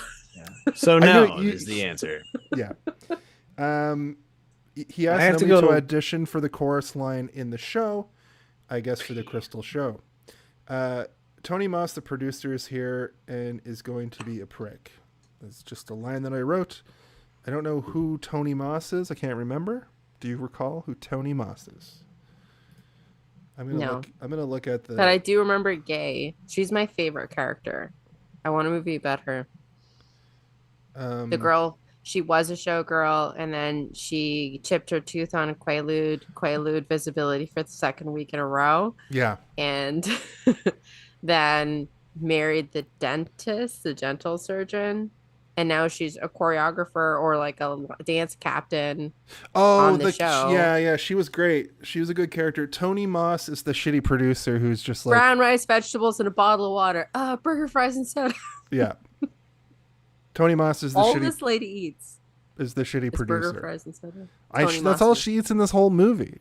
Her best times are eating that giant burger where she takes one tiny bite and then the burger's gone from the scene. I assume she just takes a bite and tosses it because her figure is like model. Like Elizabeth Berkley looks like a model, right? Women don't eat in movies unless it's the Gilmore Girls version of eating where you have model body, but you're a real girl. You're not like the other girls, so you'll eat a cheeseburger. So. The biggest cheeseburger you've ever seen, in fact. I made a burger Different the next places. day. Yeah. So Tony places. Tony Moss is I heard it from my headset producer. as I was walking up. She gets Nomi gets picked with 2 others out of like 10 after he just goes and like, you're bad, you're fine, you'll do. And then we don't do lessons. Yeah. Classes. He just like looks at their boobs and their chins and nose and he's like, you'll do, kid. It's like, I need to know you can dance and I need to know you can smile. And I need to know that, chin up, tits out, take over the world, kid. And then he does a gross thing where he makes them all take their tops off and her nipples aren't hard. Can I say this on Twitch? And then he's like, here's the ice cubes, kid, which was fucking vile. Play with them. And she runs off. With your nipples. And then Cristal follows her back after that because Crystal's watching all of this and reveals that she got her the audition because of the way she dances. And it's kind of like the way Cristal dances. That's why she wanted her. And then guess what, kids? Guess what happens here at 44 minutes? Is that when she's dressed like Indiana Jones or is that later? I think that's later, but that's really funny, though. Guess what happens here at 44 minutes and 19 seconds, friends? Do they say the name of the movie? That's when they said the name of the movie in the movie. She only says showgirl. You're going to be a showgirls. You're going to be a showgirl. Otherwise, there's no title drop in this movie about showgirls. And they only say it once. I was very like, they're going to say it plural? I mean, if anyone's going to say it, it's that guy who's like, I'm a dick, I'm an asshole, and I know it. And everybody's going to tell me about my showgirls. So it is a topless show. Is it that weird that he asked them to take their top off? Like her reaction to him asking for the top to go off seems a little odd. I was more shocked that she was playing the playing with your whatever. It's how he was acting before that, and I don't think you need to get topless to like audition for a dancing role. I think the fact that when she went in, she was doing this to a whole like stage full of topless women. And she's like, I have to do what? She's like, yeah, no one wears tits coverings here, lady. Nobody wears tits coverings here. Skip. James sees her leaving after it. He's now a valet. It tells her not to deal with the showgirls because stripping is honest work. At least you're telling the truth about what you're doing. Showgirls are the smoke and mirrors, the same thing as the stripping with the smoke and mirrors. Did you say smoke and mirrors or smoke and mirrors? Smoke and mirrors of people going to see a show pretending it's classy, but it's essentially the same thing. And the highs are higher and the lows are lower, essentially, because of the machine that is the showgirl machine. At least when she's dressed dancing at a strip club, it's obvious, it's clear and honest why people are going there. They want to go and, see some I don't know though, man. I made the point earlier. It's like the Goddess show is kind of looks like a good show. Like it's not horny. Like I'm not going to be like, man, oh man, I need a bathroom break to take care of this Cirque du Soleil show called the Cirque du Soleil show. There's a nude Cirque du Soleil show that exists in Vegas. Or some crazy shit like that we almost went to. We went to see something else instead. I think Isn't there something David from Down Under? It's like the boy one. Yeah. Like the Chippendale style one. Yeah. Where it's beefy dudes just fucking magic miking all over And the they stage. all have erections, or Yeah, if they don't have probably. erections, then But it these Gets shows the ice out. do exist. Play with like the yourself with goddess this style ice. shows. They're Well, like, that's the point I was trying to make before about like the nude beach. You go there for 5 seconds, and after 5 seconds, you're not horny anymore. You're just like, oh, everyone's just naked, and Oh, my they're dog's farting. Moxie. But like, your dog knows. do you know what I mean? Where like nudity is not actually like a thing that makes you horny. It's just like horniness makes you horny, and then after a little bit of time, you can be exposed to nudity, and it's just like it's just normal. Have you been to a nude beach? Yes. I have not.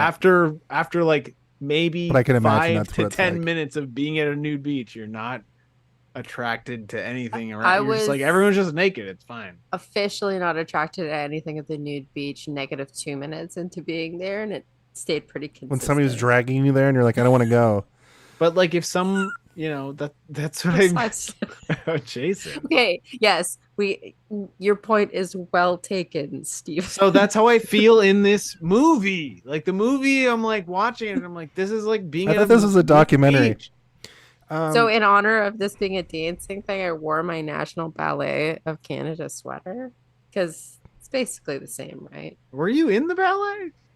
A national ballet? Yeah. But you were a ballet. You did ballet. I am a ballet. A balleroni. But you are a ballet. So the goddess show is kind of like an indie wrestling show. It's kind of how I it's And a cheetah is like going to GCW and seeing like 10 hardcore matches in a row. Mud show. yikes. I get that reference. I was trying to I'm get a that fan point of across, and I guess I professional already wrestling. did get it across. But If I could get Where through were like we? half of this page, that would be sick because All right. there's- Okay, we won't say anything. So James gets fired immediately because but for have some- you guys been to a nude beach though before? for Have some you? for some reason his manager is like chirping at him to like get back to work and he's like, shut up. And it's like, dude, you don't have to tell her this like revelation right here, right now. Like nobody in this movie acts like a person. Anyway, he gets fucking fired. He throws his fucking smock at the dude and they go to a meal and then he takes her to his place and then he has like this like full dance studio in his little apartment and he starts showing her a number that he wrote because he went to like dance school. Maybe he's from New York and Yeah. I got it twisted. No, he went to dance school for sure. Yeah, he's a dancer. And then she But he's also basically- charismatic, so he's just like he goes to clubs and finds people who are good at dancing. But they immediately start almost having sex, and then she does a callback to a reference that she made earlier when she was late to the Cheetah Club. She's like, I'm on my period, which I guess turns out to be true because But also he's like, I'm I got into it. I can put towels. down towels. I don't care. Yeah. What the hell? Because he's a weird. He's also the guy who's like, everybody has AIDS and I love fucking people on their period. Yeah. And what does he say? He says like, I think I wrote something. Pussy is my problem. It always has been and it always will be. He also says, you fuck them without fucking them. It ain't right. Yeah, and then she says, you can fuck me when you love me. Ugh, he doesn't love anyone. I think No. he loves himself. He I loves think himself. he thinks he like, yeah. And he accidentally knocks up the penny. But also, like, lady. you kind of wish he was better. but Look, he's Noel not. has a hard out at 9:10. Okay. All right. Tony Malone AM. calls. Tony Malone calls and gives her the job, and then she rushes right to the Cheetah Club and quits. And they make fun of her for going and doing what she wants to do, and the whole reason she moved to Vegas. So then Nomi goes back to see James. To like be like, I did it, and immediately he's with Penny. He's disappointed that she took the job, and she's disappointed that he took 12 minutes to like find basically a clone of her and shack up with her and show her the dance and everything. Yeah, it was more about the dance that she was sour about. Yeah. I thought you were real, man. Nomi goes to what the fuck? Nomi goes to see me Moss. she bought at Versailles. Ha ha ha. That was something that I just jammed onto the I think keyboard. that this is the moment where she goes and like talks to all of them in the office, maybe. It's right after that, though. It's after she goes back to see James. Oh, this is when Kyle shows up and he's like, "I'm gonna give you my one moment of cool guy energy." Oh, which is yeah. all- No, the thing that she goes back to see Moss, and then that's when she says Versailles, and then they all like look at her like, yes, Versailles, and then she gets the rundown: no food, no sun, don't lose your costumes or go out on stage crying, find a man, find a job in the organization, basically find a retirement plan for yourself. She doesn't have any real info about herself, and she also says she's from New York. She says she's from New York here, so maybe that was a lie. That was the back east of it all. Oh, 100% a lie. And then What's your social security number? I'm not sure. I can check for you. So Zack catches up with her near the elevators, and then he's like, "It's Versace, you turn up trunk." You stinky Versace wearing asshole. Well, he buys her a Versailles, the blue jacket, later. My Versailles. And then I believe it goes to the scene that's in Noel's background.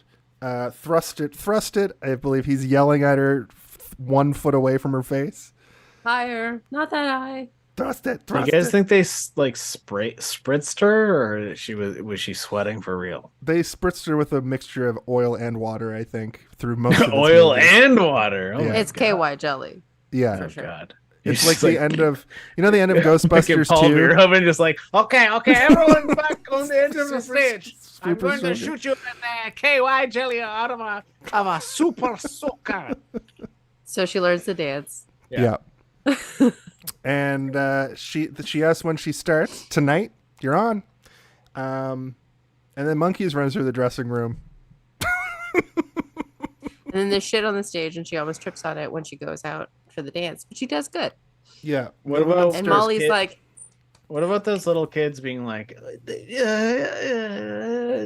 oh, the lady who takes her kids to work, and then the other Yeah, lady who's that's like, a little bit shut up, later. you fucking kids. Well, I think Yeah. aren't the little kids the woman who's being the worst? Like she's the worst? Braids wrong? lady? The Braids white white lady? lady dreads. Yeah. Isn't she the one that has the kids? Am I wrong? She is. She is yeah. the one with the kids. That's why she Yeah. throws the beads. The beads on the floor. So, But yeah, I don't know if yeah. but did she put the beads on the floor because that woman was making comments to her? Or did she do it because she was just a bitch? I don't No, know. she was putting the bead because like the way that the eyes are, she's like I'm gonna get you. Yeah, then like in later movie it's looks language, Yeah, right she at the her, kids thing like, is shot. is a Yeah, little bit okay. later. So this is the part where I think Dreads offers her some blow, and she's like, "No, I'm not going to do that, but I will take the ice for my nips this time." And then she goes on stage. She does her first attempt, and then Zack sends her flowers, which is so nice. He's such a nice guy, or is he? Then James shows up to apologize in the most ham-fisted apology ever. And that's when he says, "I got a pussy problem, but I wrote that number for you." Pussy's always been my problem. Pussy's It always always been my will, and it problem. always will be. Yeah, fuck that guy. I do kind of hope that he is in Pennies from Heaven. Like I've He never is. seen. Is he Yeah, the actual gotta be. actor? yeah. Holy shit! The more I learn about this movie, the more I actually want to watch it. Because I realize it's called Showgirls 2. It's one of those things like, they made American Psycho 2. Imagine Paul Verhoeven was a character in it. Like they got him to be just an actor. He's like, okay, I'll do it. Or Yeah! have you guys seen Shock Treatment, the Rocky Horror? No, Sequel? I know about it, but I haven't seen it. Okay, I'm aware Weird of it. Sequels Month. Yes. American Psycho 2 starring Mila Mila Kunis. Kunis. So James also calls Zack a pimp due to his pimp car. So then the next scene is Cristal teaching Nomi, or she wants to teach Nomi, but then they go to lunch instead. And it's like, "You like brown rice and vegetables?" And they laugh. It's worse than dog food.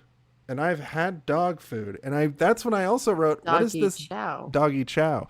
What is this dialogue? Jason was watching it and he's like eating actual like broccoli Doggy and brown rice. He's like, what the fuck? And he looks at his wife and Madison's like, don't listen to the movie, Jason. And you're like, God damn.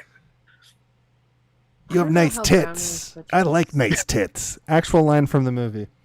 Well, Well, it's just like the she- chips thing at the beginning of the movie. It's like dialogue that like all of the directly talking to each other woman dialogue is just the craziest shit.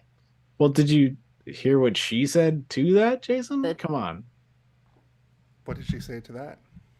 I like having nice tits. Oh, yeah. That's what her response was. And like, yeah, you're right. No, like what the fuck? Oh, It's no, just, yeah, they're just that- talking about their tits. I did The write whole that fucking- down. Yeah, You have doggy nice chow. tits. I Yeah. like having nice tits.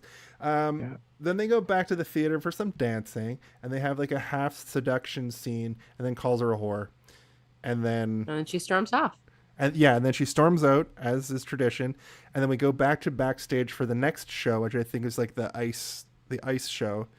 And this is when there's just kids there with all these like topless models around. That was like, why is that okay? It's fucking weird. It's, Where else is she gonna put her kids? There's no daycare in Las Vegas. Have you never been in a situation where you've seen like a single mom have to drag her kid somewhere because Yeah, to babysitting has Walmart fallen through, or because to men are literally the an worst and office. take absolutely no accountability I for spent a lot of child rearing time- whatsoever. I spent a lot of time at my mom's office as a kid. I know that sometimes parents have to bring their kids places, but Well, if your job is Las Vegas showgirl, what are you gonna do? Like those, Yeah. like hang out back behind stage with the monkeys. I Yeah. don't think it wasn't a common occurrence, but I think that that's actually probably the most real it's part probably of the this most whole reasonable movie. thing. I Yeah. also think that maybe that is way more common than people think. Like if you're a Yeah. dancer, you know. Okay. You've sold me. You work at Cheetahs, maybe not. But maybe this like sort of upscale, semi-classy show for 1,000 people. Speaking Let's of all that, pretend Not let's all pretend we're 5 years old for 1 second and being in a back room of our mom who's a Have you stripper. ever been to a nude beach? Steve, I think you've been to a nude beach, right? Is it like being Have you 5 guys years ever old? been to a nude beach? Just gotta ask you that one more time. So the agent guy Shut up, Phil, Mick Greenwood. the agent guy Phil shows up and offers her $1,000 to do a boat show on Cristal's recommendation. I knew that this was going to turn south. I don't see how Nomi didn't realize that this was going to turn south. It doesn't fully turn south, but it does get very like.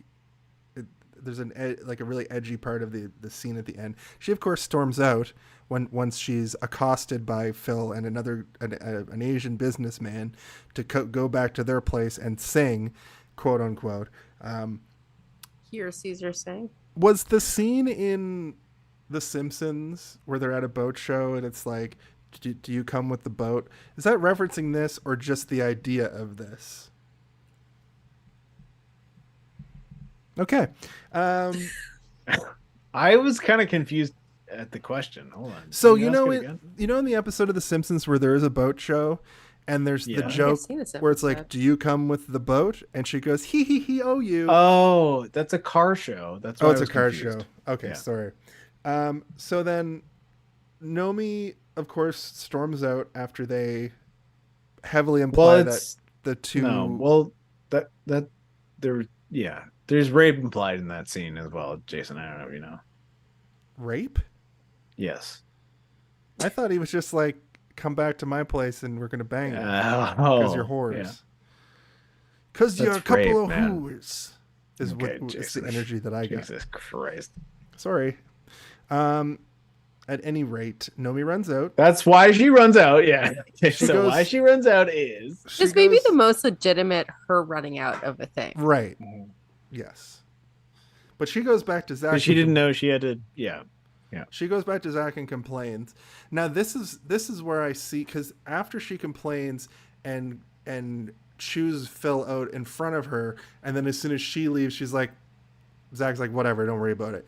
I feel like there was a part of this where Zack set this up, knowing this was going to happen, knowing that Nomi would come like complaining to him, so he could look like a hero in front of Nomi. Like this, I might be looking too deep into it. It might not be that complex. No, I think that's exactly what they were going for. But I think that's also exactly what they were going for. You're dead on. Jason, don't doubt yourself. Yeah. Steve makes me doubt myself, so I do. What did I do that made you doubt yourself? Because sometimes when I say things, you're like, anyway. What did I do it? Well. So Zack is explaining what an MBA is to Nomi, because apparently she's never heard of going to college. And he basically just gives her like a 2 seconds of cost analysis on slot machines during all of this, which I thought was kind of funny. Yeah. I don't think he knows what an MBA is. No. I think he was just saying a lot of stuff to blow smoke so he could, It's not just a degree they give you in college. It's a professional degree that you have to get after your undergrad. Yeah. But he pretends like he knows what he's talking about because he's good at robot slot machine computers. If you use these ones against these ones, you'll get more slot machine power. Well, this is where we know he sucks. Like now we're like, okay, this guy. As soon as stinks. he goes back to Phil and he's like, "Don't worry about any of that. I was just had to look." And big. he's like, "Hold on!" Like that could have been. He could have just pretended like his phone was ringing. We don't know. She finds out when he says, "Well, hear Caesar sing. You'll love it," or whatever the hell. And then she's like, "Wait a second. That's Caesar what sing. the other guy said." Hold on. Yeah. I just wanted to. Tim in the chat says, "Cheetahs has a ball pit for the kids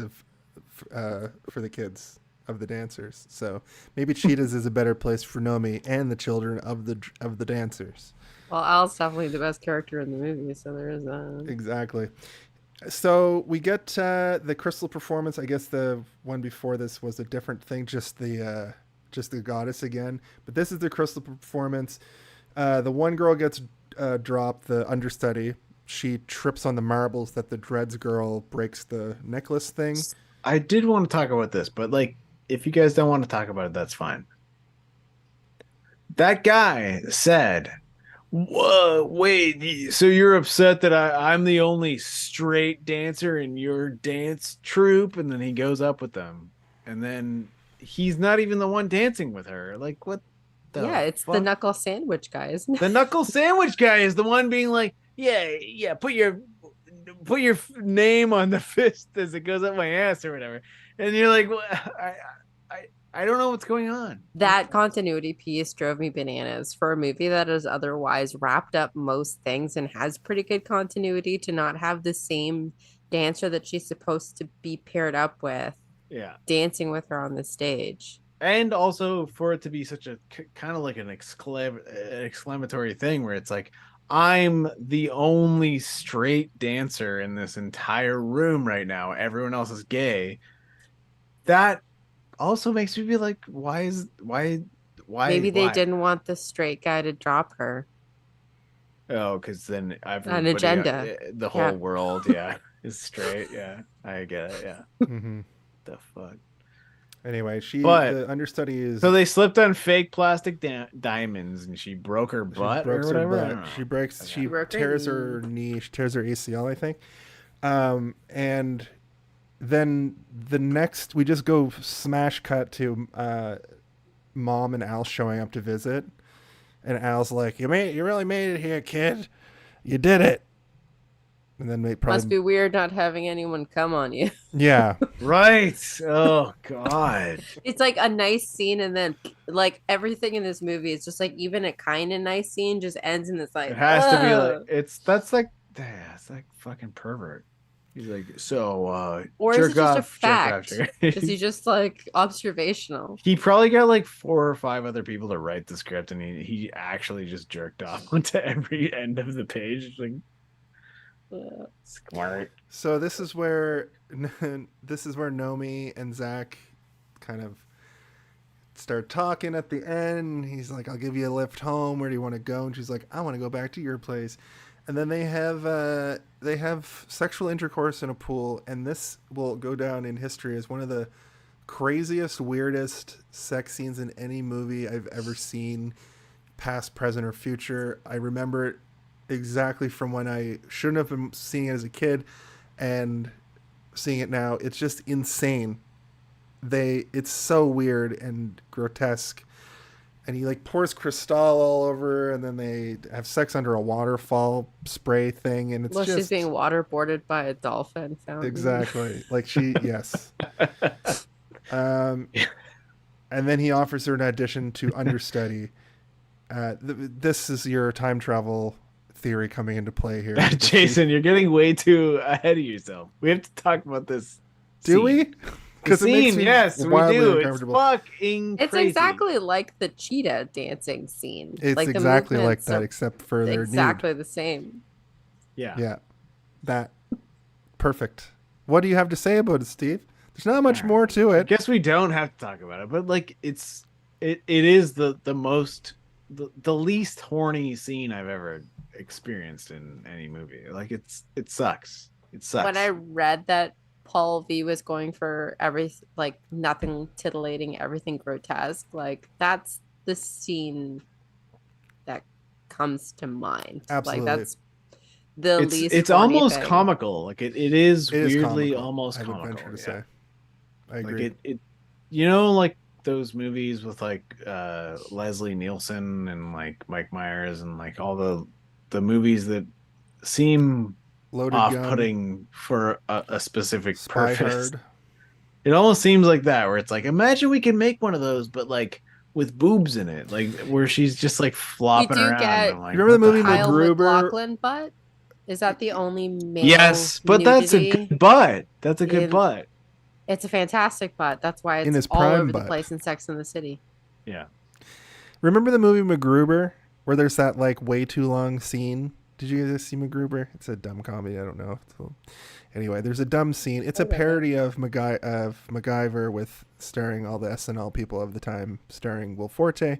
And there's like a scene where he has sex with a ghost in a graveyard, and it just goes on for too long. And this scene kind of reminds me of that. Yeah, I said what I said. Anyway, she goes back and tells Molly all about it, and Molly is surprisingly okay with her being like, yeah, I went and fucked one of the producers and got an audition. Molly's like, well, it's because Molly is also like, you get it, girl. She probably did stuff which is bad, and like she also like exists in the world, but she's like existing in a world that any of us could probably more realistically exist in, right? Like we're Is not that the point though where she says don't get in too deep or something, and I think so. gives her, Yeah, like, a I think morality it warning? is. Yeah, I think so. Yeah. Yeah.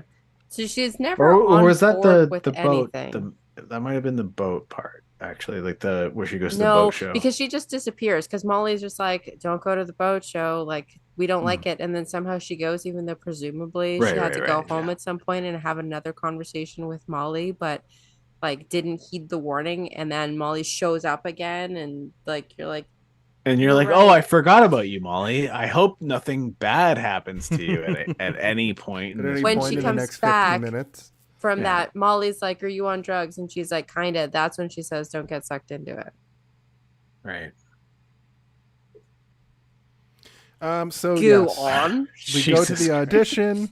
I don't know. Sometimes I'm looking at my phone for a sec. The audition goes on with a couple of the other people who are picked out to be the understudy. They want Nomi. At this point, Cristal confronts Kyle. I keep calling him Kyle in the notes because Kyle MacLachlan. Kyle MacLachlan. Zack. His butt is great. We only get to see it for like maybe 3-4 seconds. He's the mayor on Portlandia. And then Jason, come on. What, you guys didn't watch Portlandia? Have you seen Twin Peaks? Twin Peaks? Yeah. Have you seen like Sex in the City? Trey Sex in the McDougal? City, or how about the old Dune? Yeah, I saw the old Dune. It sucked. So Cristal confronts Zack, and he's like, "Are you jealous I fucked her?" or jealous I did before you, which is valid. Cristal's pissed off because I think That might be the most honest line in the movie, I think. Yeah. Yeah. And that goes back to what we were talking about at the very beginning of the whole like story arc of Cristal. She's trying to play mind games because she only knows how to play mind games with people. That's what it seems like. Then we get then Cristal confronts Nomi. They're pissed off. I wrote the other girls are poised. What the fuck does that mean? Anyway, we get that weird nail scene where she's like doing her nails and she's like, maybe you can come in here and do my nails.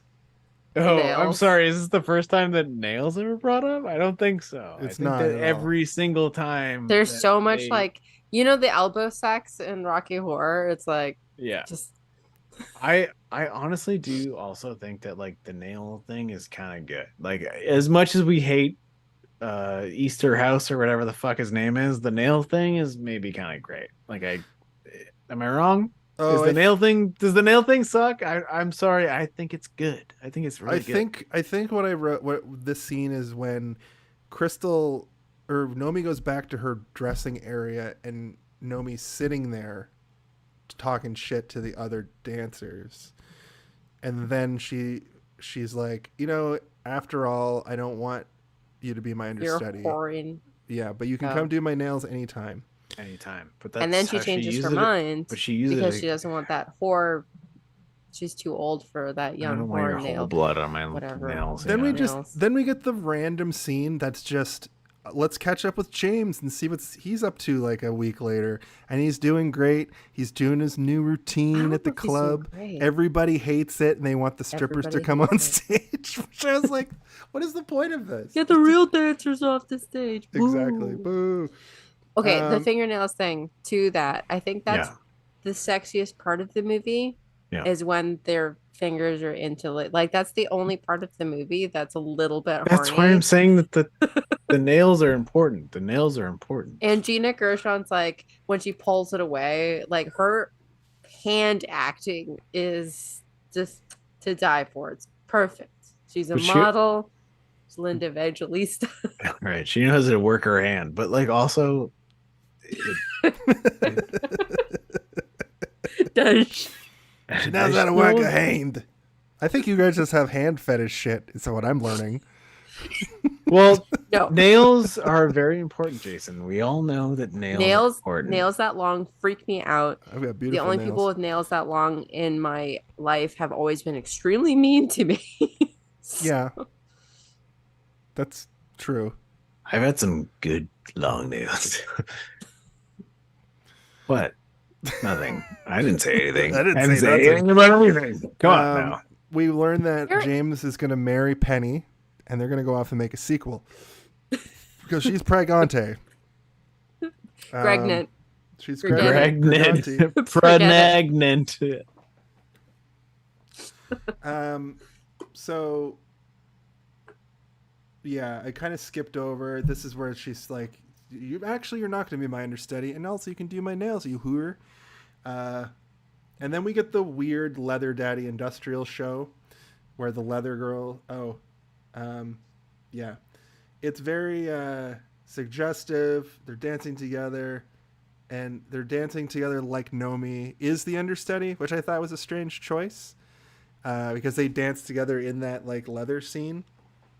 And then she fucking, after the show's over, she just boots her down the stairs. And then her unreliable witness is old Julie? white dreads. She was nowhere near her. No! And also, she goes Julie. like this when she pushes her. Everybody Molly around... saw though, Yeah. and Molly is not pleased that No. she has pushed her down the stairs. Yeah. But and the only reason that we know that this is gonna hold up is because she didn't beef on Diamond Feet or whatever we want to call her old, when she threw her diamonds out. Julie. yeah. Julie, yeah. Oh yeah, they have sort of an unspoken. Like, well, because she didn't double throw blackmail. her under the bus, so like she looks at her and she's like, I saw the whole thing. She fucking fell on her own. She stumbled on her own fucking feet. She Now- was nowhere near her. At this point, Nomi has made the full heel turn. I would venture to guess that at this point of the movie, it is the. If you had to pick one, Well, what do you think but the Home when Alone of it is all? the Home Alone In my of it all? opinion. Someone please tell me when the Home Alone. I of it really all gotta was. know. the best When is recording. the Home Alone of When it all? is the Home Alone of it all? Now that's the Home Alone of it all. I think it is. It's Christmas. It's Christmas every single time, every week. We get a little bit of Christmas. If you guys want to interject, let's talk about this for a second. In my opinion, when she kicks her down the stairs, whoa! Oh my god, You're gonna trip somebody. she's gonna kill somebody over here. What are your guys' Home Alones of it all? Okay, so admittedly, I don't know what the hell this segment means. Can you explain it to me as though Oh, I'm stupid? Of course. Thank you for So asking, can you just Noel. explain? The Home Alone of it all is the point in the movie, much like Wait, movie the Home Alone of it all. where Kevin McAllister slaps down the blueprint and decides that he's going to Saw-style murder these intruders, cartoon style. And I posit that every movie has one of these moments where that's what you came to the movie to see. So in this movie, third I wanna act? see. Yes, It's the trailer. That's the joke. Imagine like when you were watching a trailer for a movie. What, is essentially- what were you there? What were you there to see? Yeah. Oh, okay, so like I'm waiting for this moment, like screw the other hour of this movie, but like bam, we're there. Bam. Merv's gonna take a fucking Exactly. a fucking paint can to the face. Okay. I have a Home Alone of it all then. Yeah. That's why I ask Oh. you. That's why I I'm ask allowed you to for go? it. The Home Alone of it all for me is when she goes into the audition and have you eaten today? No, what did you like? Burger, fries, and soda. Get her some brown rice, vegetables, and a bottle of Evian. Okay, Nomi, we'll blend you in. No, just watch. And then that for me is the Home Alone of it all. The first time that you see her doing her own full dance. Okay. Cool. Steve, do you have a Home Alone of it all? I mean, it's called Showgirls. I'm here It's to called watch them Showgirls, dance. guys. I don't know if I have an actual Home Alone of it Like all. the whole- I think I gotta put these beads away before someone falls. And breaks all their necks. Tears both their ACLs and their MCLs. this is gonna be a weird one. I feel like I should wait for Noel to come back so that I can confirm or deny if I'm this is here. real. I'm here. I'm over here. We're probably So- all up in Noel's head right now. It's not my favorite part, and it's not my like least favorite part, but it's the part that makes me feel like she as a person is hitting the home alone of it all is, and it's when Molly brings her in and she's like, running around like, holy fucking shit, this is crazy. And Paul Verhoeven's like, yes, go crazier. You have to run up and run down and figure out where you go. And then the moment where she goes, am I allowed to go up here? And they all say, yeah, go up there. And she goes up on top and starts to, that's the Home Alone of it all for me. Excellent. I love that. I thought that would be it too. It's kind of her. She's mirroring the people and like, oh. It's when she can go up and Yeah. she can watch it all. Yeah, that's the Home Alone. So yeah. Also, during so Nomi's fully turned heel.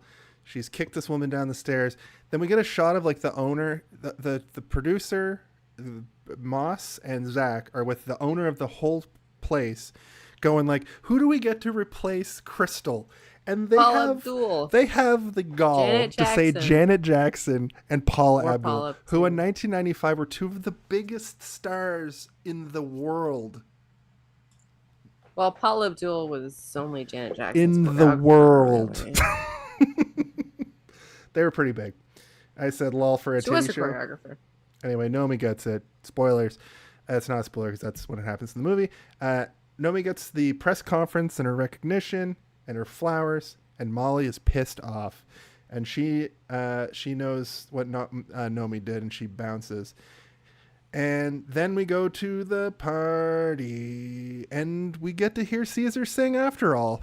Caesar sings He's singing, and then Molly shows up after all because she wants to meet that Andrew Carver guy, and Dreads, white person Dreads asks, she's like, little status quo, a little, I scratch your back, you scratch mine, not in so many words, says, I saw what you did. Maybe I could be your understudy. In All About Eve, in the last scenes, the lady who usurped Betty Davis's role has some younger lady break into her room and idolize her and be like, so it's like the circle the circle of life. So that's what Julie's doing. Absolutely. Basically, Andrew Carver's gross to Nomi, and then Nomi introduces Molly to Andrew, and then a bunch of stuff happens. What happens? Well, I don't want to say it. It's not just SA. It's like Molly gets violently multi-person by Andrew assaulted. Yeah. Okay. Yes, multi-person assaulted, and it's it's like pretty graphic. Maybe the worst thing that's ever happened. It might be the worst in a movie that I like. It might be the worst thing in a movie that I didn't remember happening. Also, that's how much it caught me off guard. Like I didn't remember this. It's disgusting. It's gross. It's the worst thing that has ever happened in any movie. That why did they? Paul V and Joe E both regretted putting it in the movie, and they said it was a mistake. Yeah. And it was. It reeks of you know how long it takes for action making a movie though. Like, why the fuck did they? How many people had to okay this? So it took it took a crazy amount of time to film, 8 hours or more, and apparently the actors had a horrible time. There was no intimacy coordinator or anything like that. She just so not only was it awful in the movie, but the actual production of it was also awful and abusive to the actress. That's so brutal. I hate it. Yeah. If you want to see that, you can go watch it yourself, or you can watch an edited version that I guess they play at drag shows that doesn't have that in it. I would say watch the most censored version of this movie you can find.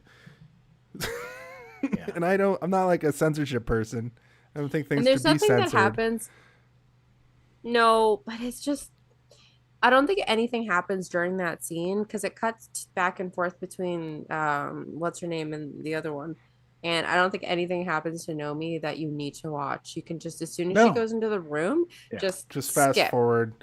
What it is that she's falling in love with the guy, Kyle MacLachlan's character. And they're like, and then it's just her being like, oh, and then it cuts back to her friend just being horribly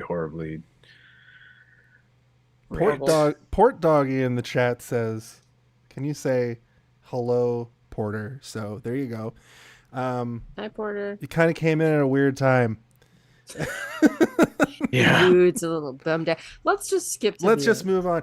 So Zack confronts Nomi now and calls her by her name, her real name, and unloads her rap sheet, including several solicitation for prostitution charges, crack possession, and her mom killed her dad and then killed herself.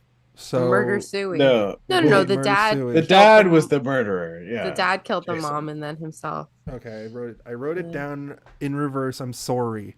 Yeah. Jason wrote it down in reverse in the way that he would want his parents to kill each other. How come you can say that? But I'm sorry. I'm sorry. Wrong, I'm sorry. You say that to me. As I said it, I knew I was. Shit, Steven just got canceled. Wow, 19. I've never been canceled before. What are they saying about me? And also, right after we talked about putting a regrettable thing in a movie, you put a regrettable thing in this podcast. So that's perfect. Perfect. It's symmetry. So a murder suey. Jason, are your parents both alive? So her name is Polly. Did y'all clock throughout the movie when they call her Pollyanna, the way that she goes to it? because Polly's her name. Yeah, And the you're Pollyanna thing is like that's somebody off the back of a turnip trunk, and absolutely, I'm. It's interesting. I didn't pick it up until you just noticed it, but they made it very. Every time they said Pollyanna, I think it's 2 times throughout the movie. You're right. She does look at the person like, That's good. I like that. Thank you for clocking that. Yeah, I watched the movie good. I watched it real good. So watched much it so that I got the murder suey right. Right. So he's like, how much did you charge? 50? 100? Sometimes 100. And then she spits in his face, and this is the grossest loogie I've ever seen. But have you ever seen? It's probably somebody KY get- jelly. Have you guys ever seen somebody get so close to somebody's face before spitting on their face? Yeah. That was so good. That was maybe the one episode of the best It's Always Sunny spits I've ever seen. where the gang cracks the Liberty Bell every time Charlie spits in Cricket's face in that. Okay, but hold on, Similar. Jason. There are like 10 other times in this movie where she does the same thing, where she does this like cracked sort of like face where she's moving into somebody and then she does something. And I'll say that one is the best one, but like, do you remember when she like does it to the what's his name, Al? Yeah. Old meat face. She does it constantly. She does a good job of that. She does It's a good. true. She'll sneak up on you and spit in your face. Like, You know that's what's what she another does. great spit? movie spit in Titanic, where Rose spits in Billy Zane's face. Right? Yeah. It's a Oh good yeah. one, it's a good one. Because she learned from. Just kidding. I'm just kidding. It's planned and payoff. Actually, it wasn't in the original script. Kate Winslet was just like, "What if I spit at you?" I mean, fuck And it. it worked. Just I think spit it was directly KY into his jelly. mouth. Probably the way it hangs off his nose. Ugh. So then she concocts a plan to go exact revenge for Molly. She sees Molly in the hospital. The doctor explains basically all of the horrible things, and then she's like, I'm gonna go to Andrew's, and she paints it up like she's gonna go there like to do some prostitution-y stuff. But she gets past the idiot guards and goes in there and beats this guy half to death, which is satisfying. A little bit of vigilante justice, which is great. And then Nomi goes and tells Molly what she did, and then goes to Cristal. Wait, Cristal, no, hold on. It's not. She's not just like beating him to death. He's a piece of. We have to come on. what? Yeah, Andrew. What's his name? Andrew Carver. the No, magician or I'm whatever trying the to fuck get- his I'm name just trying to is? finish the He's movie just trying up to here, finish man. the. I know. We still have things we got to get All right. through. And we've covered everything at this point. We talked about everything in this movie. Cristal reveals she did something similar and that she doesn't blame her. So they kind of see eye to eye at this point. And, you know, there's always someone younger behind you. That's sort of the moral of the story. Someone's going to come and fuck you out of your position. So, you know, climb with your teeth and your nails to get there. And then they kiss. Talon nails. They kiss and it's gross. It's fucking any kiss? so gross. They use tongue for some reason, really not tasteful tongue, just tongues and mouths. And basically And lo will behold. Nomi leaves Las Vegas. She gets in the car with the same tall-haired man from the beginning of the movie somehow. This time they don't get into much of a fight. They do still. He does the swerve gag from the beginning of the movie. And as they leave town, we see the sign. This now says Goddess and has a picture of Nomi. She's made it. Or has she? Or is she going to go now to do a cameo in the sequel? She's released herself from the 9th layer of hell. Yeah. Okay, so that is the film, the timeless movie, Showgirls. Before we get to our final thoughts, it's now time for the MPAA. The MPAA, everyone. The MPAA. Save the wow for the end. Ladies and It's time gentlemen, to play Guess the MPAA. welcome to the hit game show that everybody's talking about. It is the MPAA guessing game. Of course, you each get 2 guesses at the 3 numbers following the first 2 numbers of the MPAA certificate number. The MPAA certificate number, of course, is the number that's awarded to each and every film that is given a letter rating from G-rated to NC-17. This film, of course, was definitely rated R. I would venture to guess that they wanted to make it NC-17, but somehow it got past the censors. But I digress. I'm going to give you each 2 guesses. The first 2 digits of this week's movie are 33. No? What are the second 3 numbers? The second 3 numbers? So there's 3 numbers after that. 3 numbers, yes. 526. It's higher than that, Steve.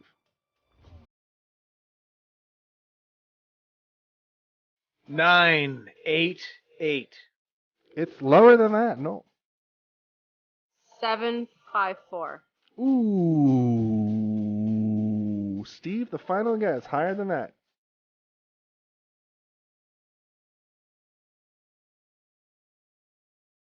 881. Lower than that, ladies and gentlemen.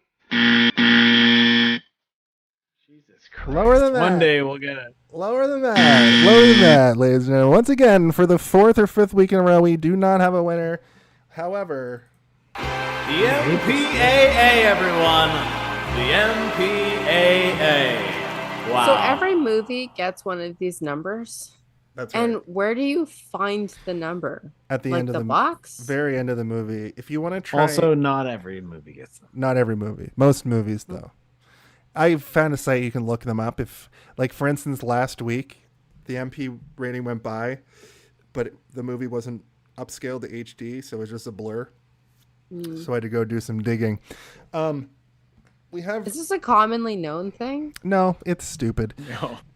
It's This is a thing that we decided to learn. I just want to know more about it. That's like You're like, hold on. our, Wait a our minute. previous co-host just wanted to shout out the MPAA certificate number in every movie, which we were always confused by, so I gamified it.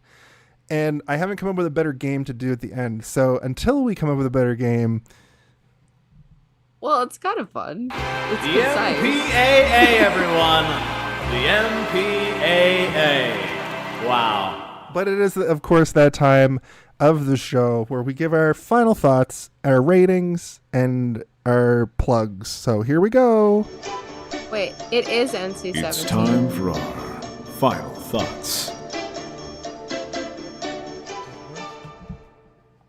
So is the final thoughts the rating or the final thoughts and then there's a rating?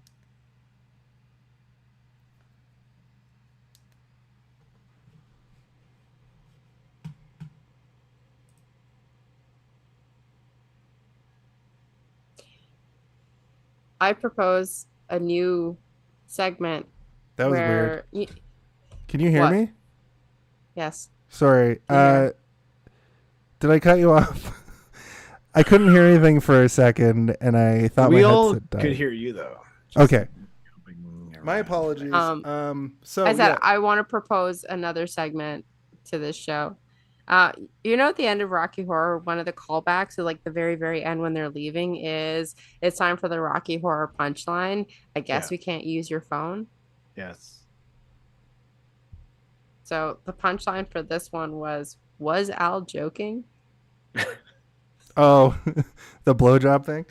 Yeah. I don't think he was, but I think he was.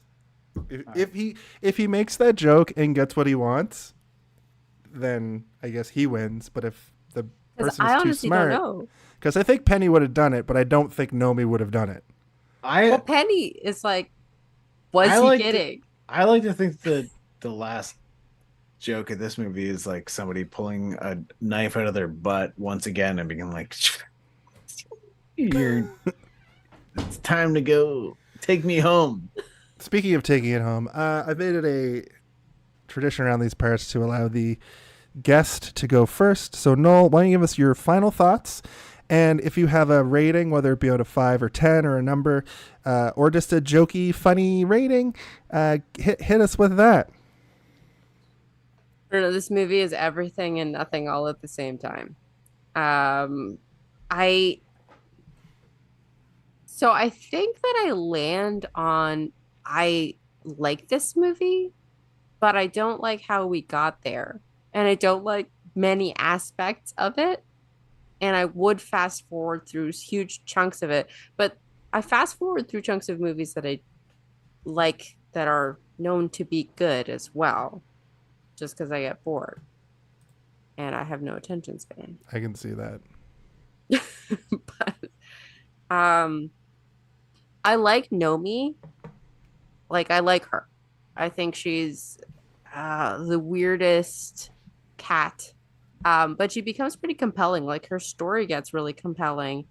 And like I was like Steven was saying earlier, I think that the movie she starts at 11 and the movie doesn't, and then the movie moves up to an 11 and kind of like meets her, and that's where she starts to dip down and becomes like an a real character and somebody who you can, I don't know, what's the thing where you're like, I see you. It is almost 11, tired as fuck. Well, not identify, but like whatever. Anyway, empathize. You can empathize with her. And then the movie has a rape, and then it just all falls to fuck. Yeah.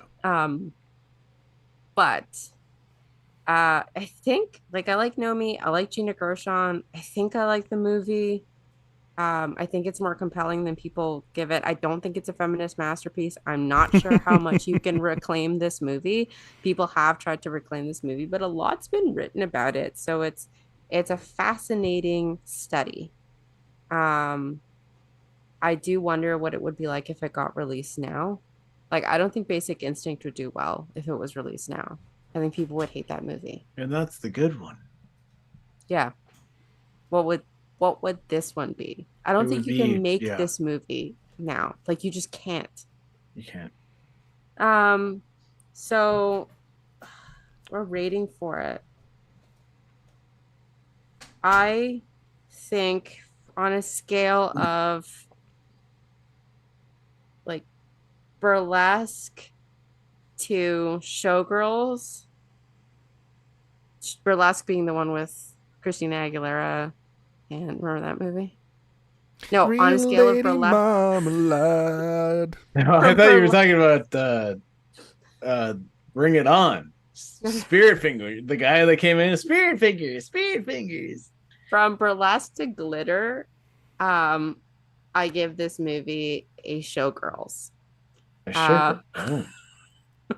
Yeah. You're rating What I this wanna- movie with what it is. What I want to, if you sat me down and said you can watch Fight Club again or you can watch Showgirls again without fast forwarding, I would watch Showgirls again without fast forwarding.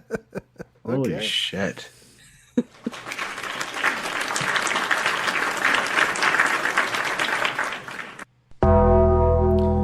All right, Steve, it's you're up, buddy. I don't think I can do it. What's your final thought and your rating? If I can watch Showgirls again and not watch Fight Club again, like this is too much for me to handle over here. I think that this movie is bad, but I also think this is a good movie. This is a movie that you can watch as any person. Sorry, I have a lot of stuff in front of me here, and I don't know what to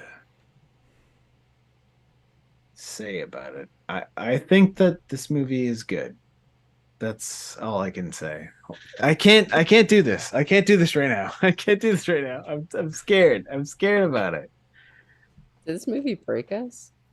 I think it maybe broke me.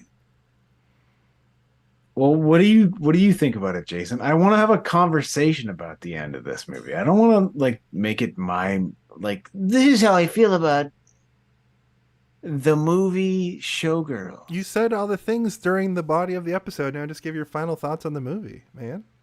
We've done this 115 Okay, times. fine. It's a good movie, but I think that it's also a really, really bad movie. Like, it's a good movie for people who are liking it for the right reasons, and it's a bad movie for people who are, like liking it for the bad reasons. That's all I can really think about right now. I'd like Jason. to point. That's all. That you're left like awestruck by this movie is what it sounds like. I am. All right. Well, Yeah. thank you, Steve.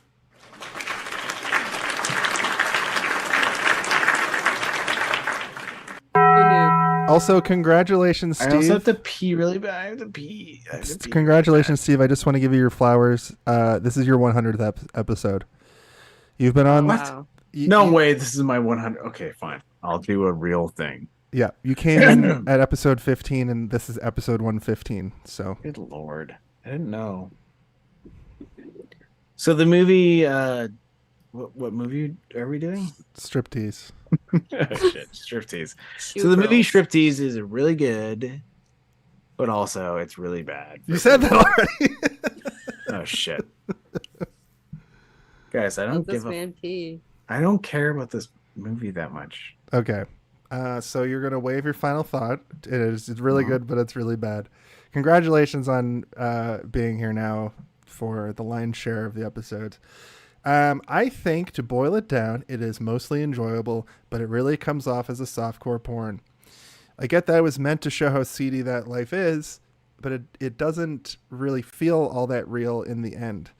The story is pretty basic, the acting ranges from bad to over the top, and the dialogue is mostly god-awful. I will say, it seems like they did the work when it came to the dance choreography. Elizabeth Berkley was done kind of dirty with this film, as it more or less killed her career. I think this is supposed to be her launch into mainstream Hollywood, but she got kneecapped and was sent back down to B movies and TV.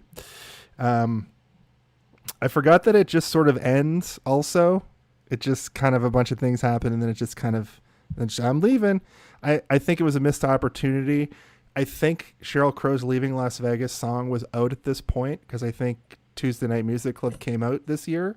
So they should have used that song as she was leaving Las Vegas because of the lack of ability to use subtlety. And then, of course, Gina Gershon was my favorite part and is now still.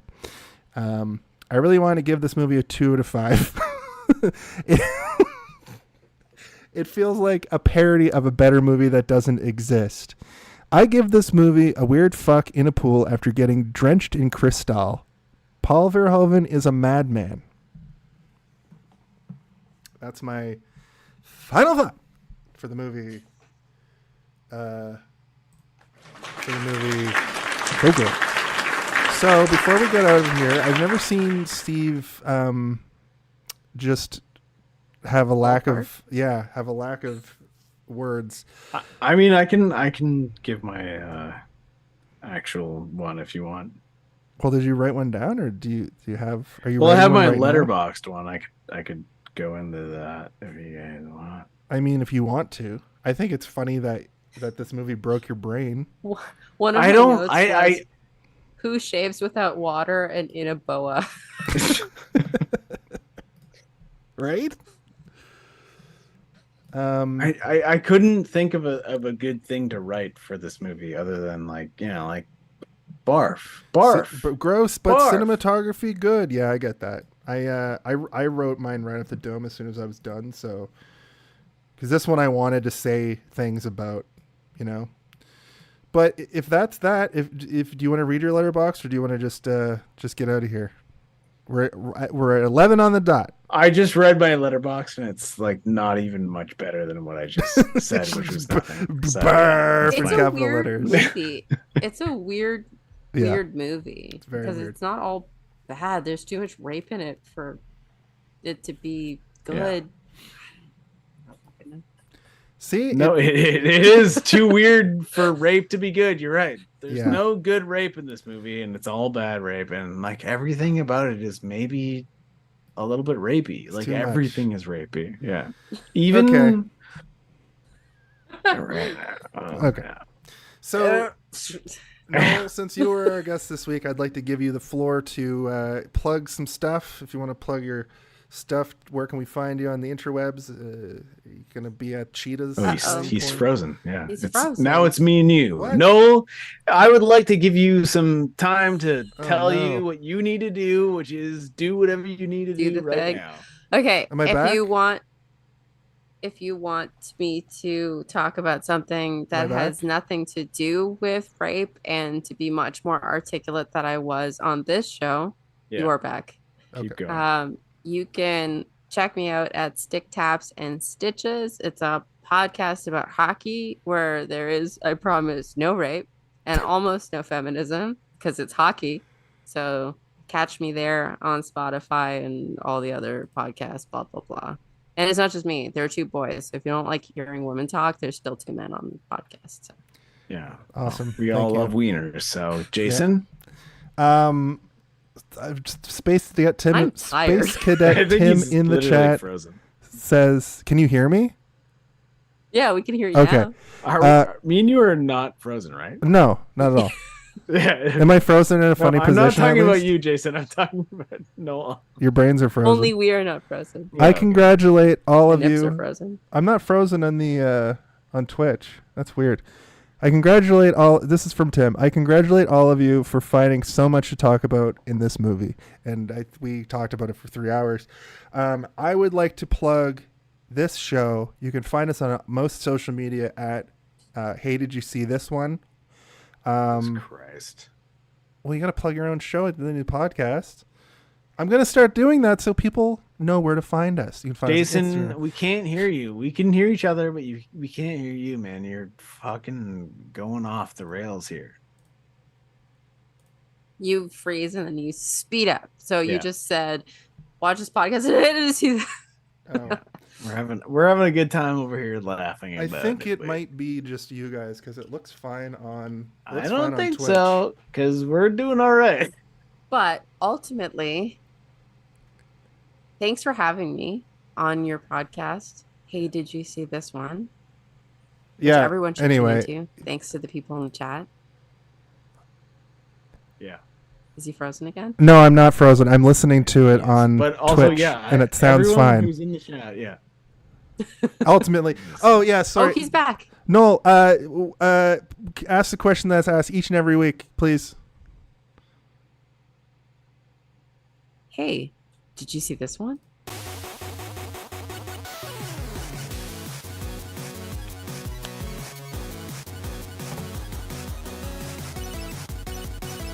Hot mess. Yeah, that was rough. The end of that was rough.